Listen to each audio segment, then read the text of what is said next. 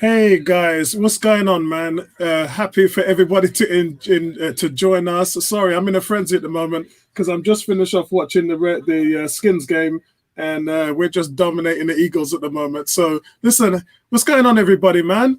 Arsenal won their first game yesterday, and at the moment, as we speak, we're top of the league. Let's see what's going on with everybody. We haven't got Tony today. Neomis is joining us in a second, so he'll be here soon. Bertram, what's going on, man? How are you getting on? Things are well. I just finished watching a basketball game where Denver came back from like 19 down. They won.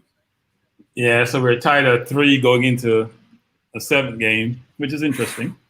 And it's football season, so it's good from a sports standpoint between the Premier League, football, basketball. It's all happening at once, which is good. Excellent. Ebony, what's going on, man? I can see you relaxed, and even though me and you are in a frenzy at the moment because of what's going on with Martinez. Yeah. I'm a bit annoyed at that, actually, to be honest. I mean, 20 million. Are these people having a laugh? 20 million for a decent goalkeeper. And I've said this before, and I don't care what people want to throw at me. I'm not convinced with Leno. Okay? The games will get harder. The opposition will get tougher. And I don't trust I just don't trust Leno's prowess, if you want to call it prowess. I'm not convinced. So, but I mean, I'm happy with the win. I'm happy that Laka got on the score sheet. But I'm still pissed off with the situation regarding Martinez. Yeah, and I think I covered it yesterday when I dropped my video in my reaction to the result, and I just laid my cards out on the table and said, look guys, we always deal with facts, and the facts are Leno's a great shot stopper, but he's going to be severely challenged this season in terms of his distribution, and worse still, the set pieces. That's the killer. Arsenal were last in the league in goals let in by set pieces. We were the worst team, and he had a big part in that. And not improving in those areas is gonna cause troubles. Look, he's Arsenal goalkeeper. I back Leno, but at the end of the day, he's got to improve in those areas, and he's going to be judged on that. People saying he's a great shot stopper, he's a great shot, but that doesn't mean anything. You're required to save shots. You're judged on how much shots you can save, and he was good at that last season. Martinez was just as good. Yeah, if we can go into specifics, actually, Martinez had a higher percentage, which was the best in the league at 81%, and Leno was only 76%. And while 76% is good, it wasn't the best in the league. That was Martinez. So you're judging yourself on a guy, and this is where I left. This is where I'm going to leave the Leno situation. We're going to get another guy in who's not going to push Leno. Martinez pushed the standards for Leno. He set new standards. We are expecting Leno to hit those standards. And if he doesn't, then I'm afraid we're going to have to look for another reason. We're going to have to look for another goalie because, in my opinion, you can't win the league with a goalkeeper who is the most error-prone in the league and makes mistakes and isn't good on set pieces and doesn't distribute the ball out. You can't do it. No matter which way you look at it, you can't do it. So, Bertrand, before we go on, have you got anything to add to that? I have trust in Arteta. He chose Leno. That's all you can say about it, right? I mean, I preferred Martinez, and fans are having a fit about it. But frankly, the team need money. Now, my only concern is if we're going to take 10 million of the 20 million or 17 million and buy someone else, then you're only netting 7 million. So why sell him? He had 2 years in his contract. So that doesn't make sense to me. But if we're going to use this 17 or 20 million, whatever it is, to add to what we have to go purchase a Partey or War, then that's a rational way of thinking. You don't need 2 number 1 goalkeepers. That's a luxury you can't afford to have when you're strapped for cash. If you had it in unlimited resources, yes, you can do that. But if you notice, when Chelsea had 2 number 1 with Courtois and Czech, they got rid of Czech. You can only have 2 number 1. Because they got rid of Czech because he wasn't good. He wasn't good anymore. He wasn't the same goalkeeper. They got rid of him because Courtois says, "I'm leaving unless you play me." Just like Martinez is saying, I want to leave if I'm not number one. Because think about it. If you're an outfield player like a Pepe and you're on the bench, you know next week you can go play. You can play different positions. Or you play, because there's 38 games in the season. Not the same with the goalkeeper. You want consistency in that role, and you want your player to be settled. You can't change them during the game. You can't give them 70 minutes. It just doesn't work for a goalkeeper. So it's unfortunate. And I think the fans love Martinez. But it's a tough decision, but it has to be made. Yeah, let me just bring Neomis in there as well. I noticed you said Arteta made his decision. Well, really, he didn't. It was Martinez that made the decision. They offered him 2 contracts. He turned them down. He feels he's much more valued than what they offered him. And he was the one that decided, look, you've offered me 2 contracts. I've turned them down. This is the price I'm saying. You're paying Leno 90 grand a week. If you ain't going to pay me anywhere near that, then I'm not, as far as I can see, I'm not valued. And you know how sports works, Bertram. If you're a player, you want to feel valued. And if your team's not making you feel valued, I'm off. And if I was Martinez and I had an offer of, what was it, 40K and then 50K, that's ridiculous. The man's on 20K a week. Leno's making 90 grand a week. And you offer me 40 and then 50. First of all, that's telling me the fact that I'm better than he is. And you're offering me half of what he's getting paid. As far as Martinez was it's a joke. And I only got, Colin told me him and his agent are raging. They are he's given 10 years to the team, and then all they can offer him is 50 grand a week. It's pathetic. And if I was Martinez, I would be gone as well. I wouldn't want no part of this. For what I've shown you, you ain't shown me no love at all. And showing players love is what half of the game is about. That's their thing, man. You hear, as I said on my YouTube channel on my videos, you heard Ceballos and Gabriel talk about the love from the fans and how they felt wanted. Gabriel was saying, I never felt wanted like that before in my life. You look at his Instagram, you look at his Twitter, there's no fans talking on there from Lille. And if you look at Real Madrid, Ceballos hasn't got Real Madrid fans flooding his social media. But the Arsenal fans are doing that, and it makes the players feel special. Arsenal never made Martinez feel special, and that's why he declined the contract offers. It's pathetic, really. 50 grand a week. Neomis, what's going on? Neomis, I'm going to let you talk about... Before Neomis jump in, just Martinez thing. I'm going to have my coconut and pineapple rum. Martinez decided to leave. Martinez decided to leave, but we are making him leave. He has a 2-year contract. That means obligated for 2 years. No matter what he wants to say, he could sit his butt down, just like Ozil does, and we wouldn't have to sell him, right? We decided to sell him. I'm hearing he's only getting 60 grand from Villa. So I don't think he's getting 100 grand a week like Leno or 90 grand a week like Leno. He's getting 60 from Villa. He wants to be number one. He wants to play for his country. We all understand that. But if both sides are playing loggerheads here, which is Martinez wants to play, and they're saying, no, we're choosing Leno over you. Because we have a small sample size for you to judge you, and we have Leno for years. It makes sense. So, Neomis, before we go into the player ratings, what's your view on the Martinez situation? Before you go, Neomis, let me say what's going on to everybody. Vincey, big up to you, bro. Clippers are not serious at all. Well, look, I don't even know what to say to that, man. I've got this thing about these teams with no bigs, yeah?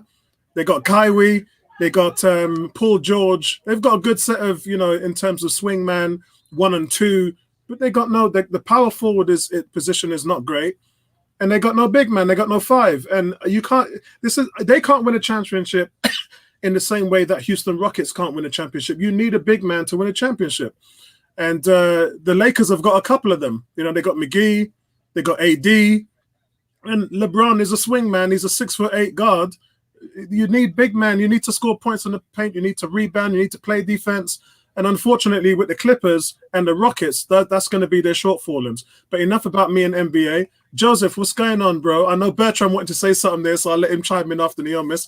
What's going on, bro? What's going on, D? Big up to you, man. Yes, what's going on? What's going on, Misham? What's going on, 18?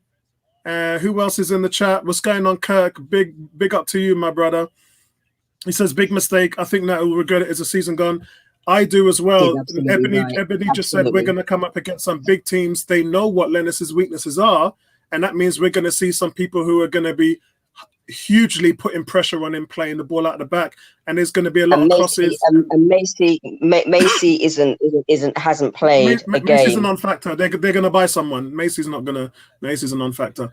Neomis, what's your thoughts on the Martinez issue? Well, to be honest, I actually have to agree with Bertram on this one. I think that it's quite obvious that, you know, we haven't given him what he wants. And I think it's more than money. And coming to find out that Aston Villa are offering him similar type of wages as what Arsenal have offered him. I do think he deserves more. I think he thoroughly deserves more. I do think that, you know, maybe there's an argument there that if we'd offer maybe 80 grand a week and say, hey, fight for that top position, maybe that could have been a factor. But we all knew this was going to happen. And I think that the only thing we did good out of this is allowing him to leave so that he could potentially be Argentina's number one. So it's disappointing because I do think that he is the better goalkeeper out of the two. Yeah. And let's get one thing straight though. We didn't allow him to leave. He left. We wanted. Yeah. We wanted him to allow him. We have to allow him to leave. I mean, he's still on the contract. Like, it's not something where he's like, listen, if you don't give me what I want, I'm not showing up. Like, he's not doing a Koscielny type of thing. Like, we had to have said, okay, we're going to let you go. You know, I think that's the disappointing part. I mean, we could have been difficult with him, but you know what? I think he's done well. He never really got a chance before and under Arteta, and he really showed what he could made of. And it's just a shame we couldn't keep him. Yeah, I mean, the details I was told by, and I'll let you come in, Bertram, because I know you wanted to say something. The details I was told by Colin was the new contracts were 75, 80K a week. Really? And Martinez was the one that was disgusted with Arsenal's reactions. He didn't turn up to training. They only had 2 days of training, but he didn't even turn up. He was like, want nothing to do with it. It told his agent, go and find me another team, and that was it. He didn't even, you know, when you're on 20 grand a week, what have you got to lose? You're not paying me. Even if you find me, it's not worth nothing to me. Get me a new contract. Get me a team that wants to play. I've made my statement. I want nothing to do with you. I'm not coming into training. You're phoning me. You can find me. You can do whatever you want. I don't want to be a part of your organization. So that's why when Arteta's choice and you're saying Arsenal don't want him, that the man said no. This is all about Martinez. But then again, Arsenal, if they had, you know, if they really cared about him, they would have actually showed him, not just by the money, but also by, you know, saying to him, all right, look, you know, you play half the season, Leno plays half the season, or you play a certain amount of games. It can't work like that. It has to be a number one. It has to be a number one. In my opinion, they didn't deal with it right. You use the goalkeeper who's the better one. You give him a new contract. You sell Leno. You get more money for Leno. You could get 30, 35 million for Leno in the open market. The problem is who's going to buy Leno? Because, you know, when keepers were going for 60, 70 million, we ended up getting him on the cheap because he was the most mistake-prone goalkeeper in Germany. He got dropped from the national team. He fell to us for peanuts. And we paid 18 million for him, while Chelsea and them guys were paying 60, 70 million for theirs. We got him on the cheap. He was a good shot stopper. The fans loved him. But what happened? He ended up leading the league in mistakes leading to goals. He did exactly the same thing that he did in Germany over here. So people talk about him in the forums like he's a revelation or something.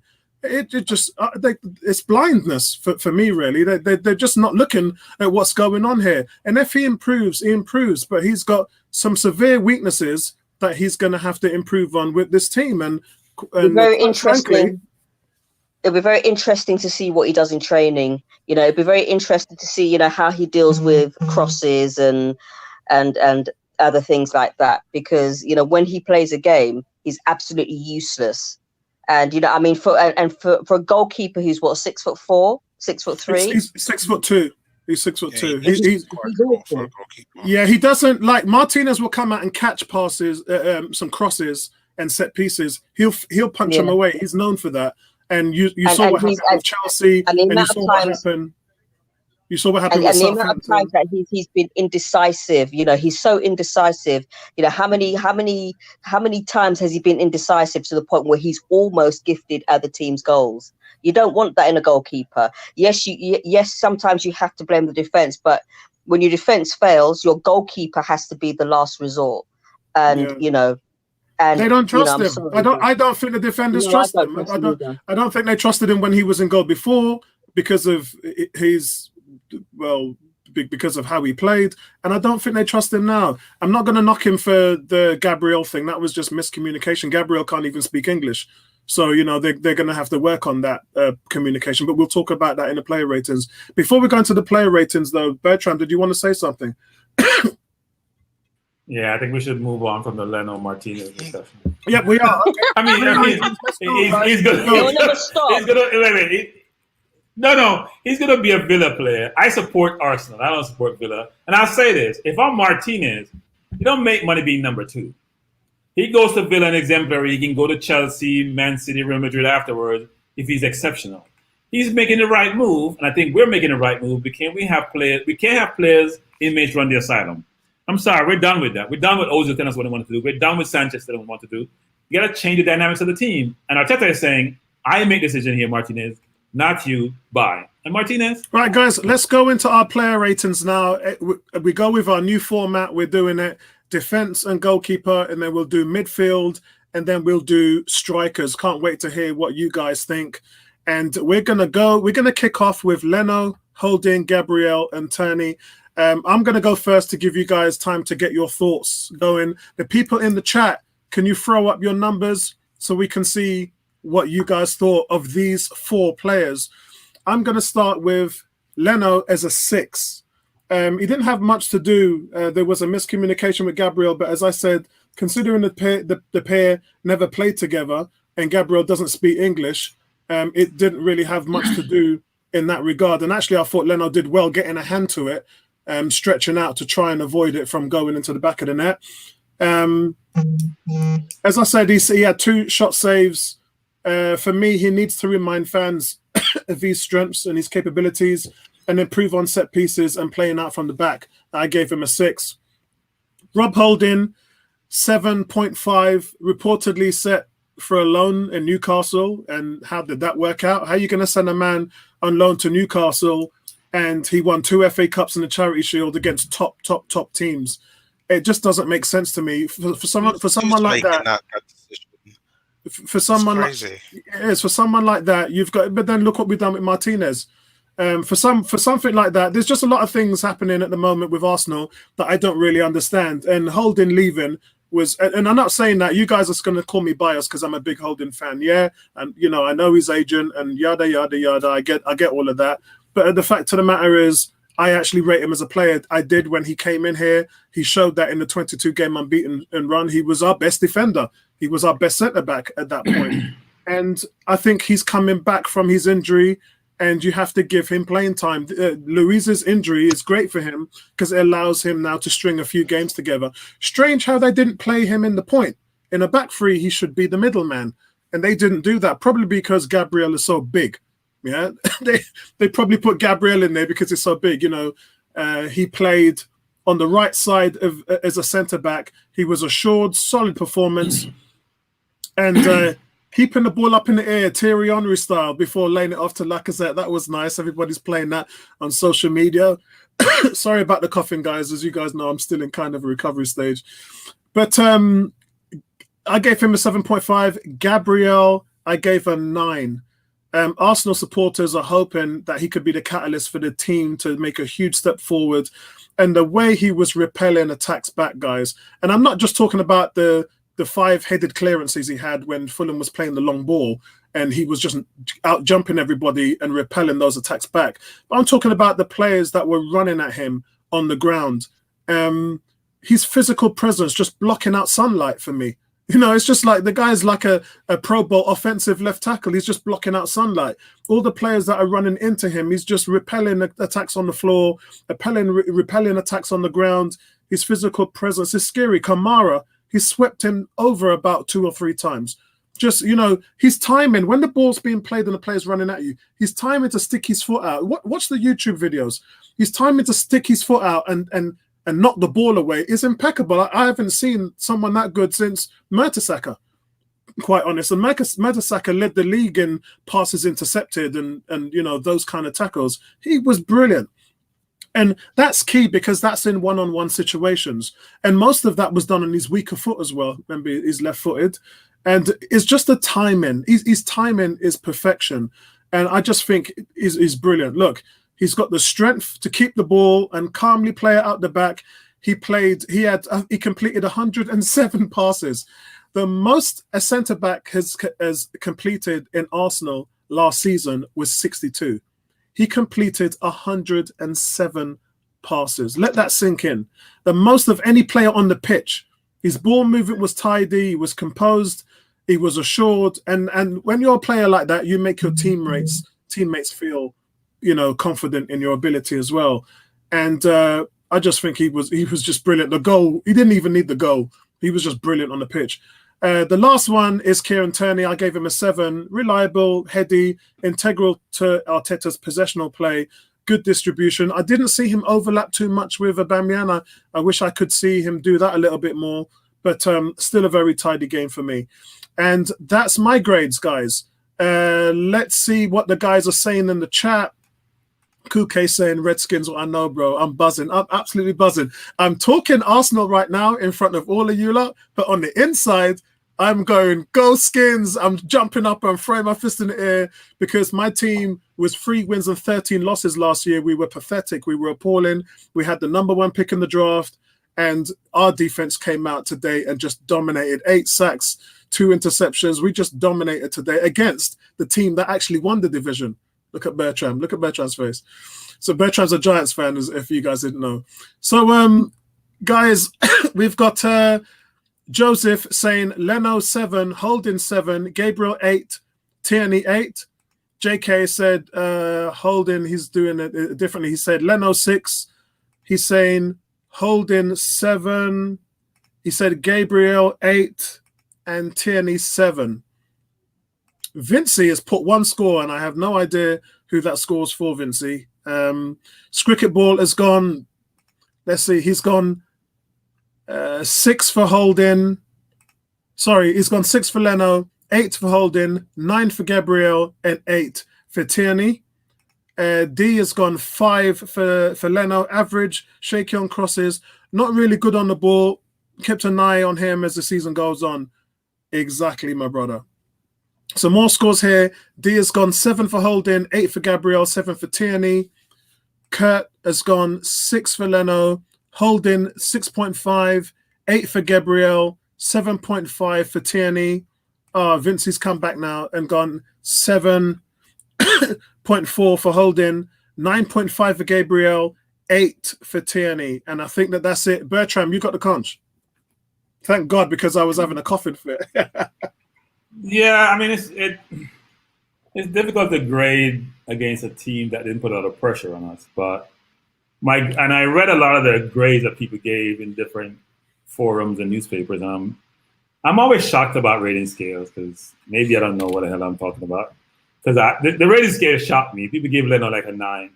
I get a 9. You saved 2 shots.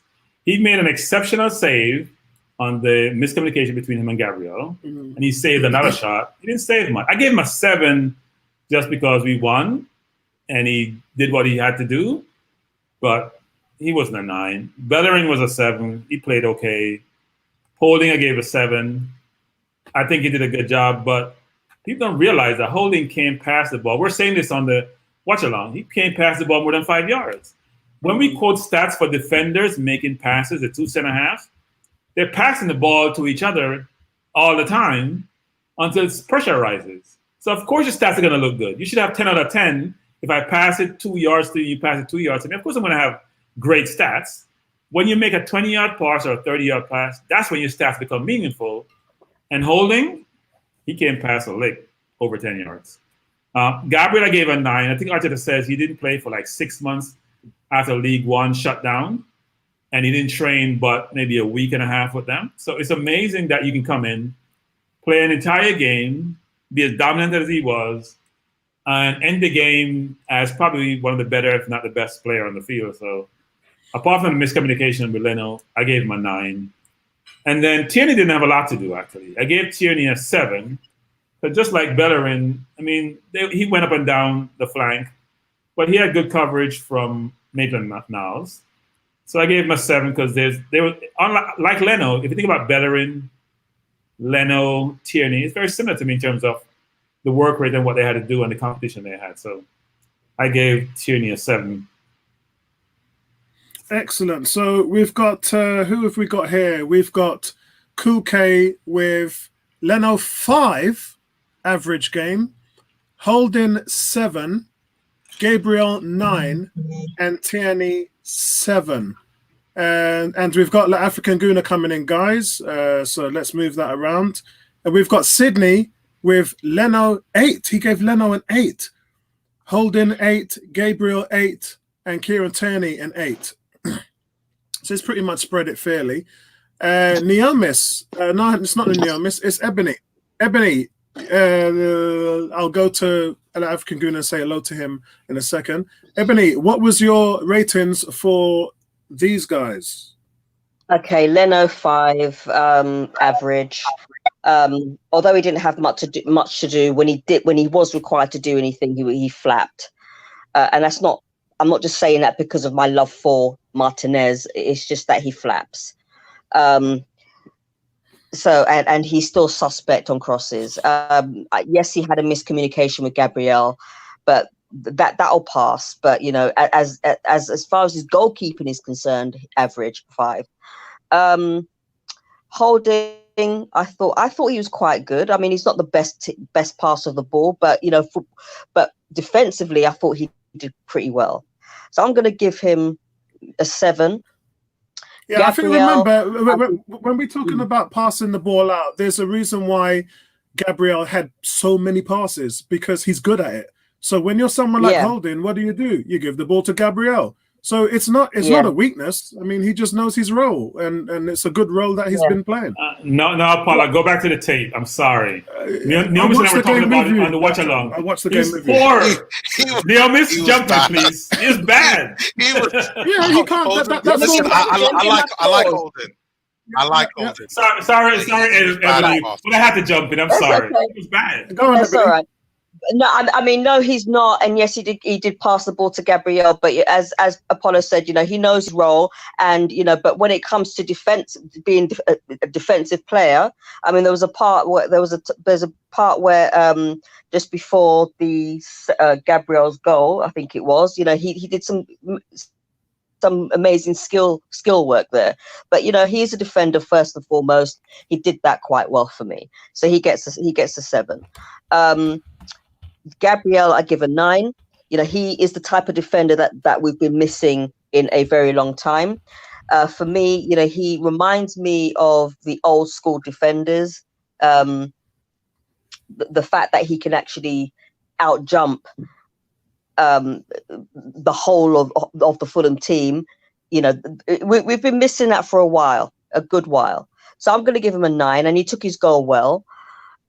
Tierney, again, didn't have much to do, but, you know, for what he did yesterday, for the crosses that he made, all right, he didn't have a great overlap, but, you know, he did what he had to do, which was enough against Fulham. So I'm going to give him a 7. Excellent. So shall we go to Neomis before we go to the African Guna? Let's say hello to African Guna first. The African Guna, how you doing, mate? And give us your 2 cents on the Martinez situation before we go on. Cool. Hi, everyone. Thanks for being a bit late. It's been a crazy day today, so just had some stuff to finish off for work tomorrow. In terms of first, a note on Ebony's ratings. I mean, the biasness on that Leno rating is just incredible, but you know, it is what it is. Moving forward on Emi Martinez, I did tell you guys. Sorry? She said not good enough. Yeah, go on. Not good enough, but 5 is harsh, man. I mean, you got to be realistic with that rating. 5 is just, I mean, you won 3-0, kept a clean sheet, and you're giving him a 5 when he really kept us in the game. And if he didn't make that save in the first few minutes, he was actually quite lucky. He was like, I wouldn't say he kept us in the game. But As I said to Apollo, as I said to the panel before you came on, he's average. Okay, he's average, and he's still susceptible to crosses. He's still susceptible to set pieces. He's still susceptible to flapping. So and that's what he did yesterday. I'm not going to lie, and like I said, I'm not going to be biased about it's not because out of my bias towards Martinez, but we've watched Leno for 18 months more or less, and he's been doing that since he's got between the sticks. And I see you a lot laughing there, but you know what? She's just clapped you a lot because he is average. All of his stats. Hold on a second. His stats across the board show that he's average. If you speak to any fan from any team in the league and say which is the top 5 goalkeepers in the league, he won't get a mention. That's crazy. Yeah? That's crazy. It's not that's crazy. So I need to jump in on this are you telling me, and this is your opinion, Afinguna, are you Yeah. telling me he's top 5 in the league? Yes, 100%. Are you kidding me? That's your opinion then. I wouldn't say he's probably in the 4th or 5th, but top 5 for sure. I wouldn't say someone who's made more mistakes than every goalkeeper in the league is in the top 5. That's ridiculous. No, listen, goalkeepers are judged on their mistakes. Listen, Alex makes mistakes too, and not only that, I mean, look at our defense, man. You can't expect, the amount of goals. I mean, I remember even him passing to Socrates giving a free. I mean, there's been so many scenarios where it's not really his fault. Listen, I'm not saying he's amazing. I'm just saying that 5 is really harsh, and all the things that Ebony's talking about, that's just her assessment on his game overall, not on his game yesterday. On his game yesterday, he didn't have any flappiness or anything. He had hardly anything to do. So I think that assessment is based on his. But the fact is, can I just very quickly say, the opposition will get harder and tougher as the season progresses, and at the end of the day, yesterday he was fortunate, but as the season goes on, I thought he did well yesterday. People just sucked him out. I thought he did well, but I have to say one thing. I can say one thing. First, African Gunny, you said some of the mistakes that he made were the defense's fault. It wasn't. That statistic, and you can go to Opta. I've placed it everywhere on Twitter. It says goalkeeper mistakes, errors lead into goals, not defenders. It's his mistakes, and a lot of that is because before you came in, we were talking about how a lot of the top goalkeepers come out and catch crosses and catch balls. He tries to punch them away. And the mistake he made against Liverpool, the mistake he made against Southampton, the one at Chelsea, which was the one before he got injured, all of those came from what? Him trying to fist thin air. It's not the defense's fault. It's his fault. That's the reason. That's why that stat exists. Errors lead into goals. So, but I do get what you're saying. I don't rate our defense, and I'm actually excited to see how Leno's going to play for Arteta. He hasn't really had the chance to, has he? So I'm excited for that. It's quite funny because right before Martinez came into the team, I never heard anyone call Leno average ever. Like that wasn't even a discussion. And now all of a sudden he's become average because we had to keep him playing. No. He's always been average. There's a reason why we got him on the cheap. Guys, we spent much time on Leno. Let me say this before we move on to Argentina. Let me say this.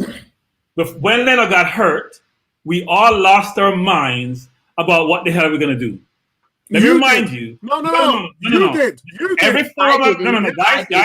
When Leno got hurt, it was all over all the newspapers. All we heard about was, what are we going to do? I was saying it's great because we're going to see Martinez. That's what I said. Go back to history. Go back to the newspapers. Go back to our forum. Go back to AFTV.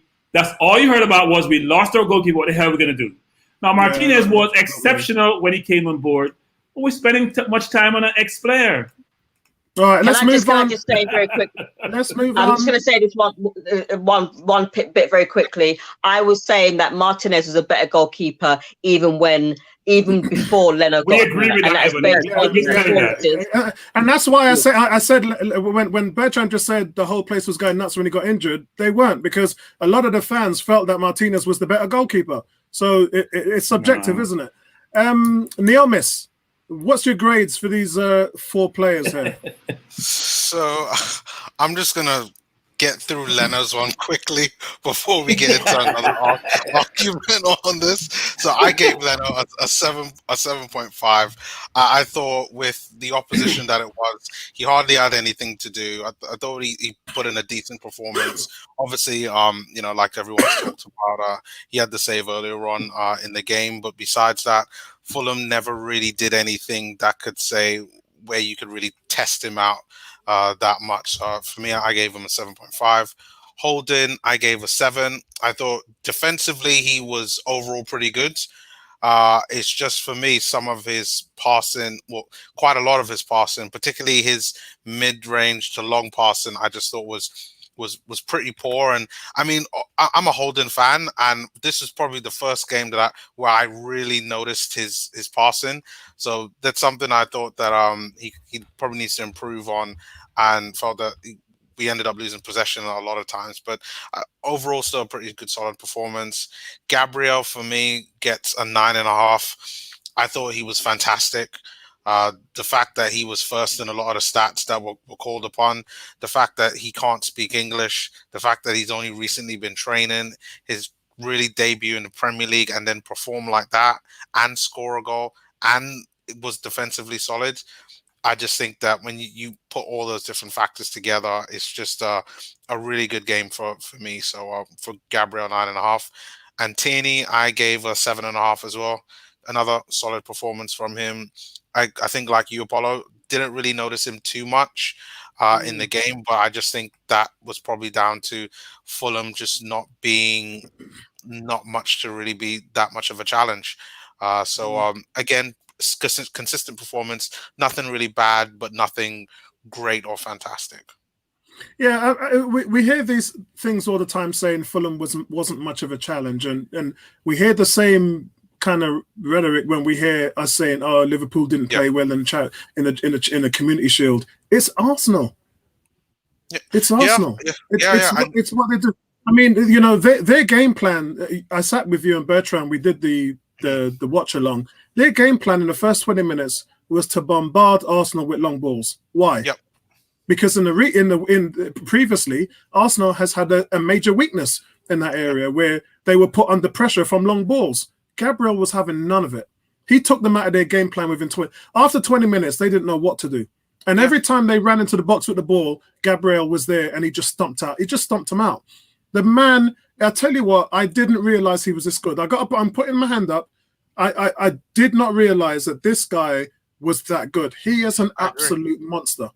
He is an absolute.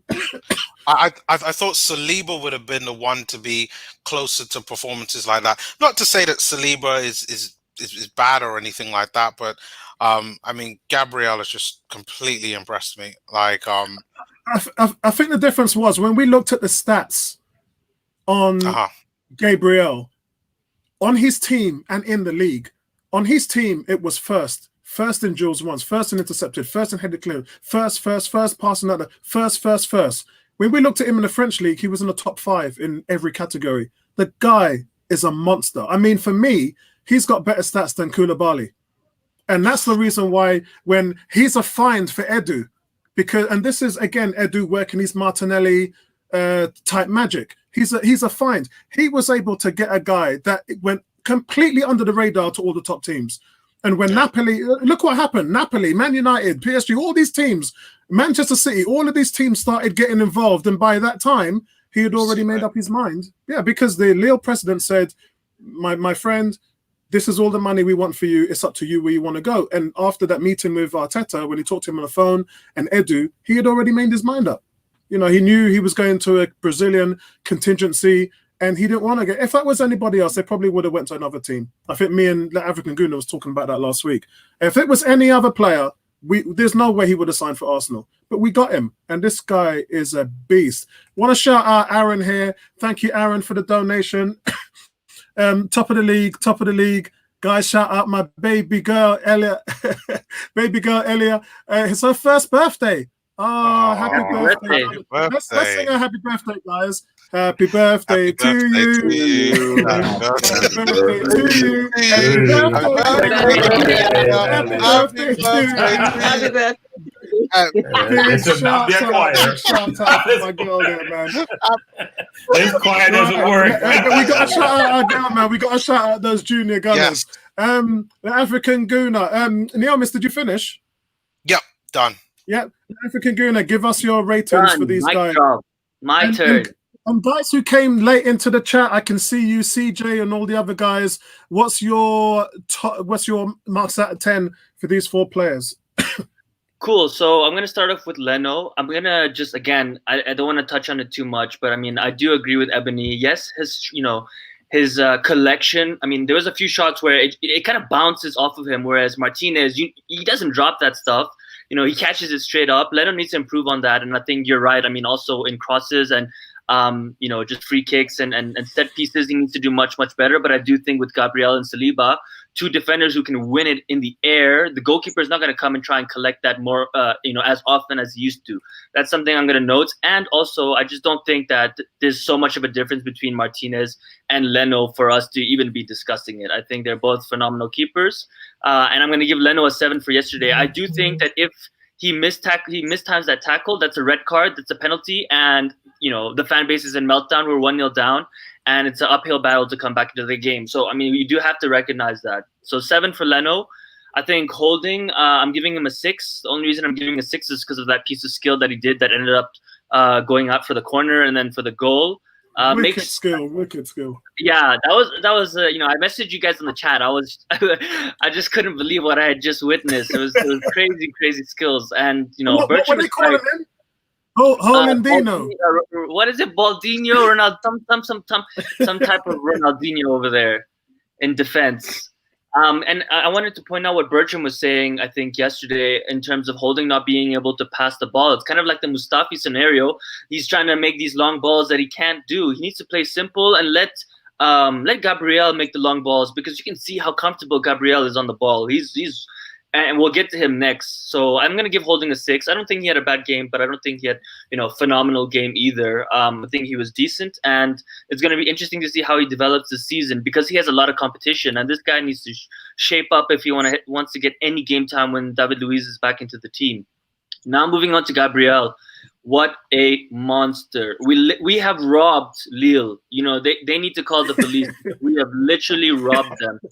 We've already made like probably 5-6 million in few weeks. This guy's probably cost 30 million right now. His price tag is 30 million right now, for me at least. And that's just off of one game. And the one point is, yes, he's been incredible, but the other point is it's only one game. Let's not get carried away. Let's see how he does, maybe 4 or 5 games, and then really call it, He's our new King Kong. This guy is just absolute a monster. As I said on Wednesday, one-on-one, you're not going to beat him. He's too athletic. He has too much pace.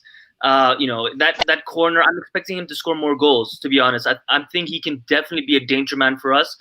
Arsenal don't score a lot from set pieces. We know that. We don't have those type of players. I think with him, we definitely have a new avenue of goals from the defense, like a Koscielny type in set pieces to score. Just phenomenal. And you can see his teammates trust him so much with the ball. I mean, look at the amount of time they keep giving this guy the ball, because they know they trust him with it, right? Even Tierney, whoever it is, they just keep giving it to him because they know that he knows what to do with it.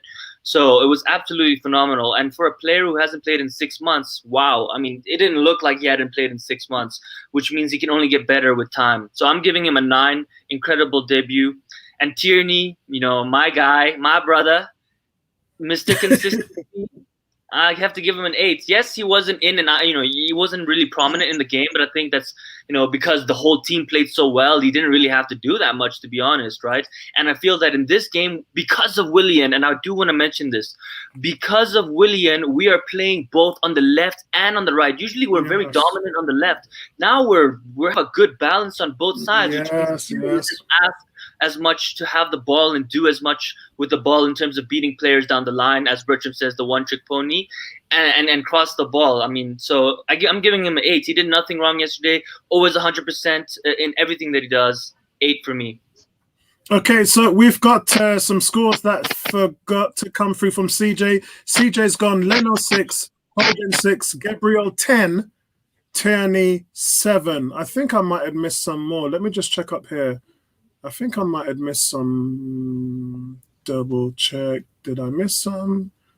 I thought I saw a few of the scores that I might have missed. If not, then we can move on. A lot of big debate there going to about the goalkeepers.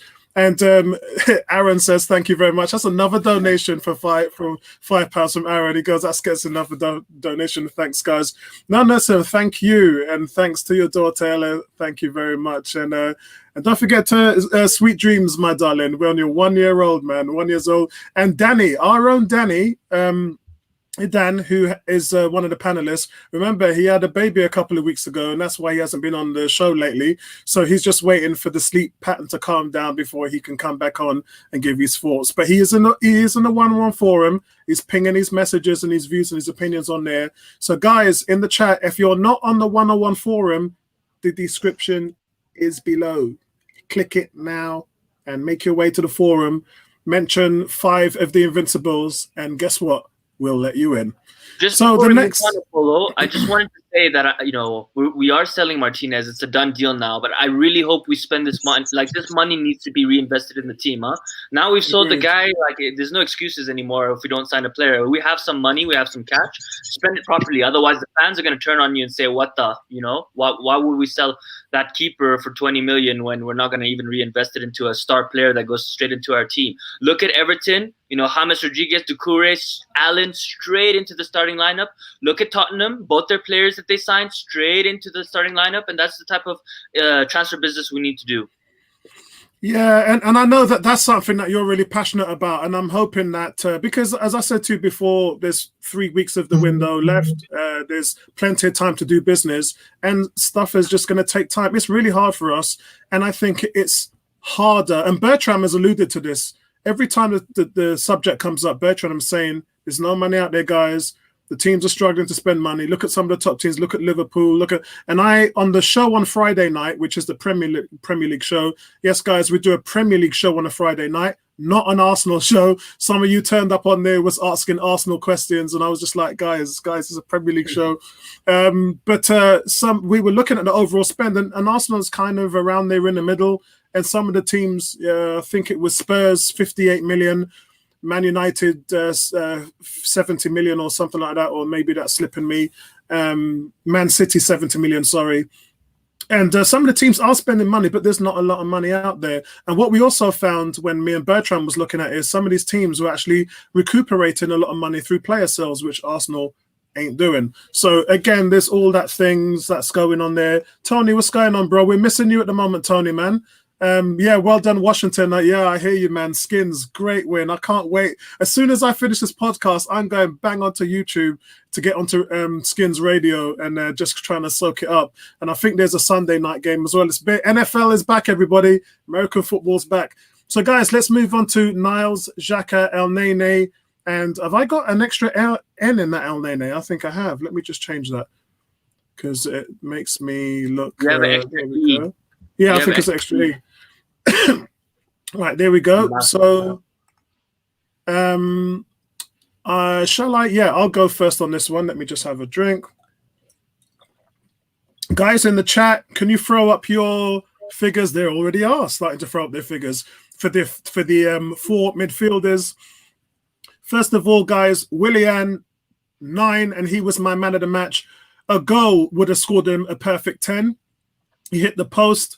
He had 2 or 3 assists, depending on which publication you read. Smart in space, hard running, energetic. He can find space in those dangerous areas and take the ball on the turn. His movement was just brilliant. Clever passing. I think what we're seeing with this guy is, and again, were we talking about Apollo? Oh, sorry. I was quite confused. I was like, I think we're jumping the gun. Sorry, I was just on the wrong section there of my notes. Bellerin, let's start with Bellerin. Bellerin is 7.5, alert in defense, able to offer Willian more support than I saw him give Pepe last season, and I thought that was good, but then Bellerin was injured quite a bit. He also supported Holding and Gabriel when needed to, unlocking that to have an assist when he played an amazing ball through to Aubameyang, which broke the defensive lines and really should have been finished by him. El Nene gets an 8. First Premier League start since May 2019. We all know what happened with Ceballos before the game. I don't know whether Ceballos comes straight back into the team. But look, man, his work rate is impeccable. He's always done what he's done at that position. There's nothing different. This isn't anything different to what I've seen him do previously. And I know, and I've had a go at you lot before, the fan base, by saying, oh, he's shit, he needs this and that. But you don't play. He's not a left back. He's not a right back. He's not a centre back. And I think that really got him disillusioned in the team. I sent you guys in the panel an interview that he did today, so I hope you watched it. And I love the way how he referred to Arsenal as we. He still feels like he's a part of this team. He feels like he belongs, and he believes in what Arteta's doing. He's been watching Arteta from afar, looking at the changes he's been making, and he's been scraping at the bottom of the barrel, trying to wait to get back into this setup to show what he can do. And he's just pulling his weight, and I love what he's doing. He's a good shield to that defensive back four or back three. And we really haven't had that before. We haven't had the consistency in Ceballos and Xhaka as a shield, as a protector, as that kind of sweeper and commander of the defensive line. And he's doing that. And I think that he's very effective in this role. And I hope he doesn't leave. I really hope he stays. Xhaka, solid display. Only gave the ball away twice in the game, actually. And stayed in that kind of deep role. He had a great pass to Aubameyang, which I thought was Kieran Tierney, and them guys were saying to me, nah, that was Xhaka. I was like, all right then, that was Xhaka. He gets a pat on the back today. And so he did really well there, and that could have ended up in an assist for him, and we know where his assists are. And Maitland-Niles, 7.5 out of 10. Confident display, strong, solid on both sides. I thought our wing-backs did really well. Bellerin and Maitland-Niles, and that's why I'm giving them both 7.5s. He played some amazing passes. The through balls he was playing to Lacazette were phenomenal. And Lacazette's poor movement, anyway, I'm going to come on to that later on. But, consistent with his tracking and positional work, big up Niles. And this is the reason why when people were saying, are we going to go back to a back four? A back four doesn't include Niles into the mix. It really doesn't. And I think that if you have a back three, you can implement him. You can make use of his ability at wing back. And look, in that position, you can put him on any strong midfielder or attacking player. If you change it forward or back, I don't think you can do that. Then you have to go with one right back, and it's probably going to be Bellerin. So I don't think that kind of works for us at the moment. Be interested to see where we go with this three at the back. If this is going to be something we're going to stick with. It's not something that Pep or Arteta really believes in. It's not their philosophy. But sometimes, as the saying goes, guys, when you break eggs, you have to make an omelette. You've got no choice. You've got nothing else to do with them when they're broken. You have to make an omelette. So let's go to Bertram before we go to you guys in the chat room. Bertram, you got the conch. So I'll say one thing, Gabriel, before we move to the midfielders. I love the enthusiasm. He did really well. But we did the same thing with Ceballos last year. And he played against Liverpool and was like a fish out of water. It was lost. I don't think Gabriel is the same, but I want to see him against Liverpool. Then I'll jump on that bandwagon and say he's the best thing since sliced bread. But let's wait till we have a competition which marries with his talent. We can make an informed decision. Oh, that's coming soon. I know, it's 3 games. It's the third game. As it relates to our team, I think Arteta is trying to play his best players. I watched Everton today, and Ancelotti played 4 regular midfielders, and put one on the wing because he wanted to play his best players. And frankly, it worked really well because they dominated ball possession. They didn't dominate ball possession, but they kept enough of the ball. They give his team time to recover when they're tired or to move the ball forward. Arteta is doing a very similar thing by playing 3 at the back and his 4 midfielders. I'm not going to spend a lot of time on the players who I think just they did okay, like AMN and Bellerin or Xhaka. I gave them all 7s. Okay. My standout player in the midfield was El Neni. I don't think it's the same El Neni like was here the last time. People saying the same El Neni. It's not, for a couple of reasons. One is he has much more confidence. Yeah. When you're a regular, when you go play in a team and you're a regular, you play every single game, and everybody in the Turkish league wants you, then you feel good about yourself. You feel wanted, and you come back saying, I can compete. Secondly, he made a couple of longer passes, one to Abba, which I think set up the first goal, where he's taking a bit more risk. Yep. Frankly, you should look at the stats. I think he probably had the best stats of anyone on the field in terms of passing accuracy, in terms of, and what you know Willian coach had 100%, by the way. So I don't know if that's true. Willian had 100% passing accuracy. No, it was 96. We went through it It's when we was on the, 90-something after. yeah, we went on the 14 out podcast. of We did it. 14. I'll double check, but Yeah. I'm pretty sure I saw that. I went through it online, I believe. I did it on the podcast. Yeah, but when you're a center midfielder, that's the one position you can't afford to make mistake, because then the defense under pressure, and that's why part of his game is to see the pass before he gets the ball and then make a play. And I was very impressed. I gave 8.5. As I said, I thought he was the most impressive of the 4 quote unquote midfielders. But I thought that he and Xhaka combines well. I think Ceballos will have some challenge getting his position back if El Neni keeps this up. Because what it does is it solidifies you defensively when you have 4 defensive players, and then William and Abba and whoever plays with them can roam as much as they want and don't have to run back as much to help the defense. Okay, you're playing 4 midfielders with the 2 wings, so you can better defensive shape, you can better help your defense, and your forwards can take a little more risk and be a little more luxury in terms of how they play. So I am very enthused to see our thinking about what will happen if El Neni keeps this up. Does Ceballos remain on the bench? And what does that mean for Ceballos and his confidence? Because he likes to play. And if he doesn't play, we'll see what happened at the weekend where he had a fight with Samuel Eto'o. We'll see what happens. But that's why they had the bust up, because he was bad. He wasn't started. That can be the only reason. Because there's no reason to bust up when you're playing the ball around, preparing for a game. So I'll stop with the soliloquy. Yeah, and by the way, guys, remember it was Ceballos and Nketiah was supposed to start that game, so it happened before any of that happened. And Arteta took them; he benched them both. So that's not what what we I heard. got Actually, that was being communicated in the media, but I heard otherwise that wasn't. He was mad because he was on the bench. Yes, not that the bust up caused him to be on the bench. So yeah, the initial communication in the media was that they were benched because of what transpired. That's not what came out ultimately. In terms of that's what I heard, transpired. and I heard that from James. So that I heard that through the media. Where are we, Ebony? Before I come to you, let's go to the guys in the chat who've been waiting patiently to get their numbers over. Vincey gives Nars a 7, Xhaka 6, El Nene 8.5, Bellerin 7.4. I love your 7.4s, Vincey. D has gone for. It's hard. You know, I've got this new format now. The writing's slower, so I'm having to go into it and see what's been written. He's got Niles a 7.5, Xhaka 5.5, El Nene 7, Bellerin 6. I watched the full match replay, Apollo, and the midfield 2 played well, but both not good enough for me if you want to challenge for top 4. And that's why we're going for Partey and Oura. I think it's that simple.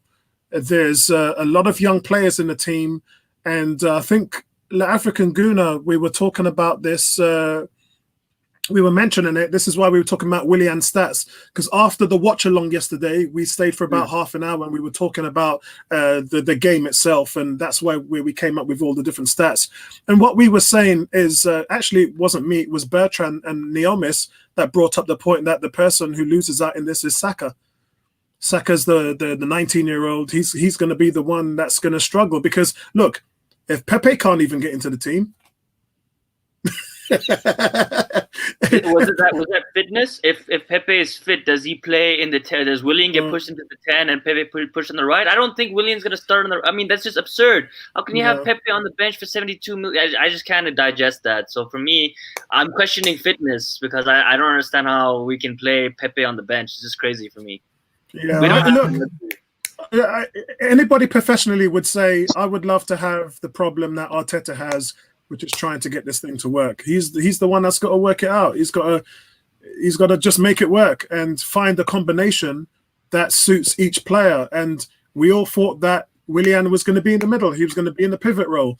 Remember, we're looking for that Kevin De Bruyne type of role, and I think Willian can do that. And that unfortunately means that he can't be out there on the right, on the wing, and he'll come more on the inside. But we didn't see that yet, so we'll have to wait to see what happens. Who else has got their scores up? When we move to a back 4, maybe that's going to happen. I think mine might be early because we don't have all the players ready and we don't really have our first team.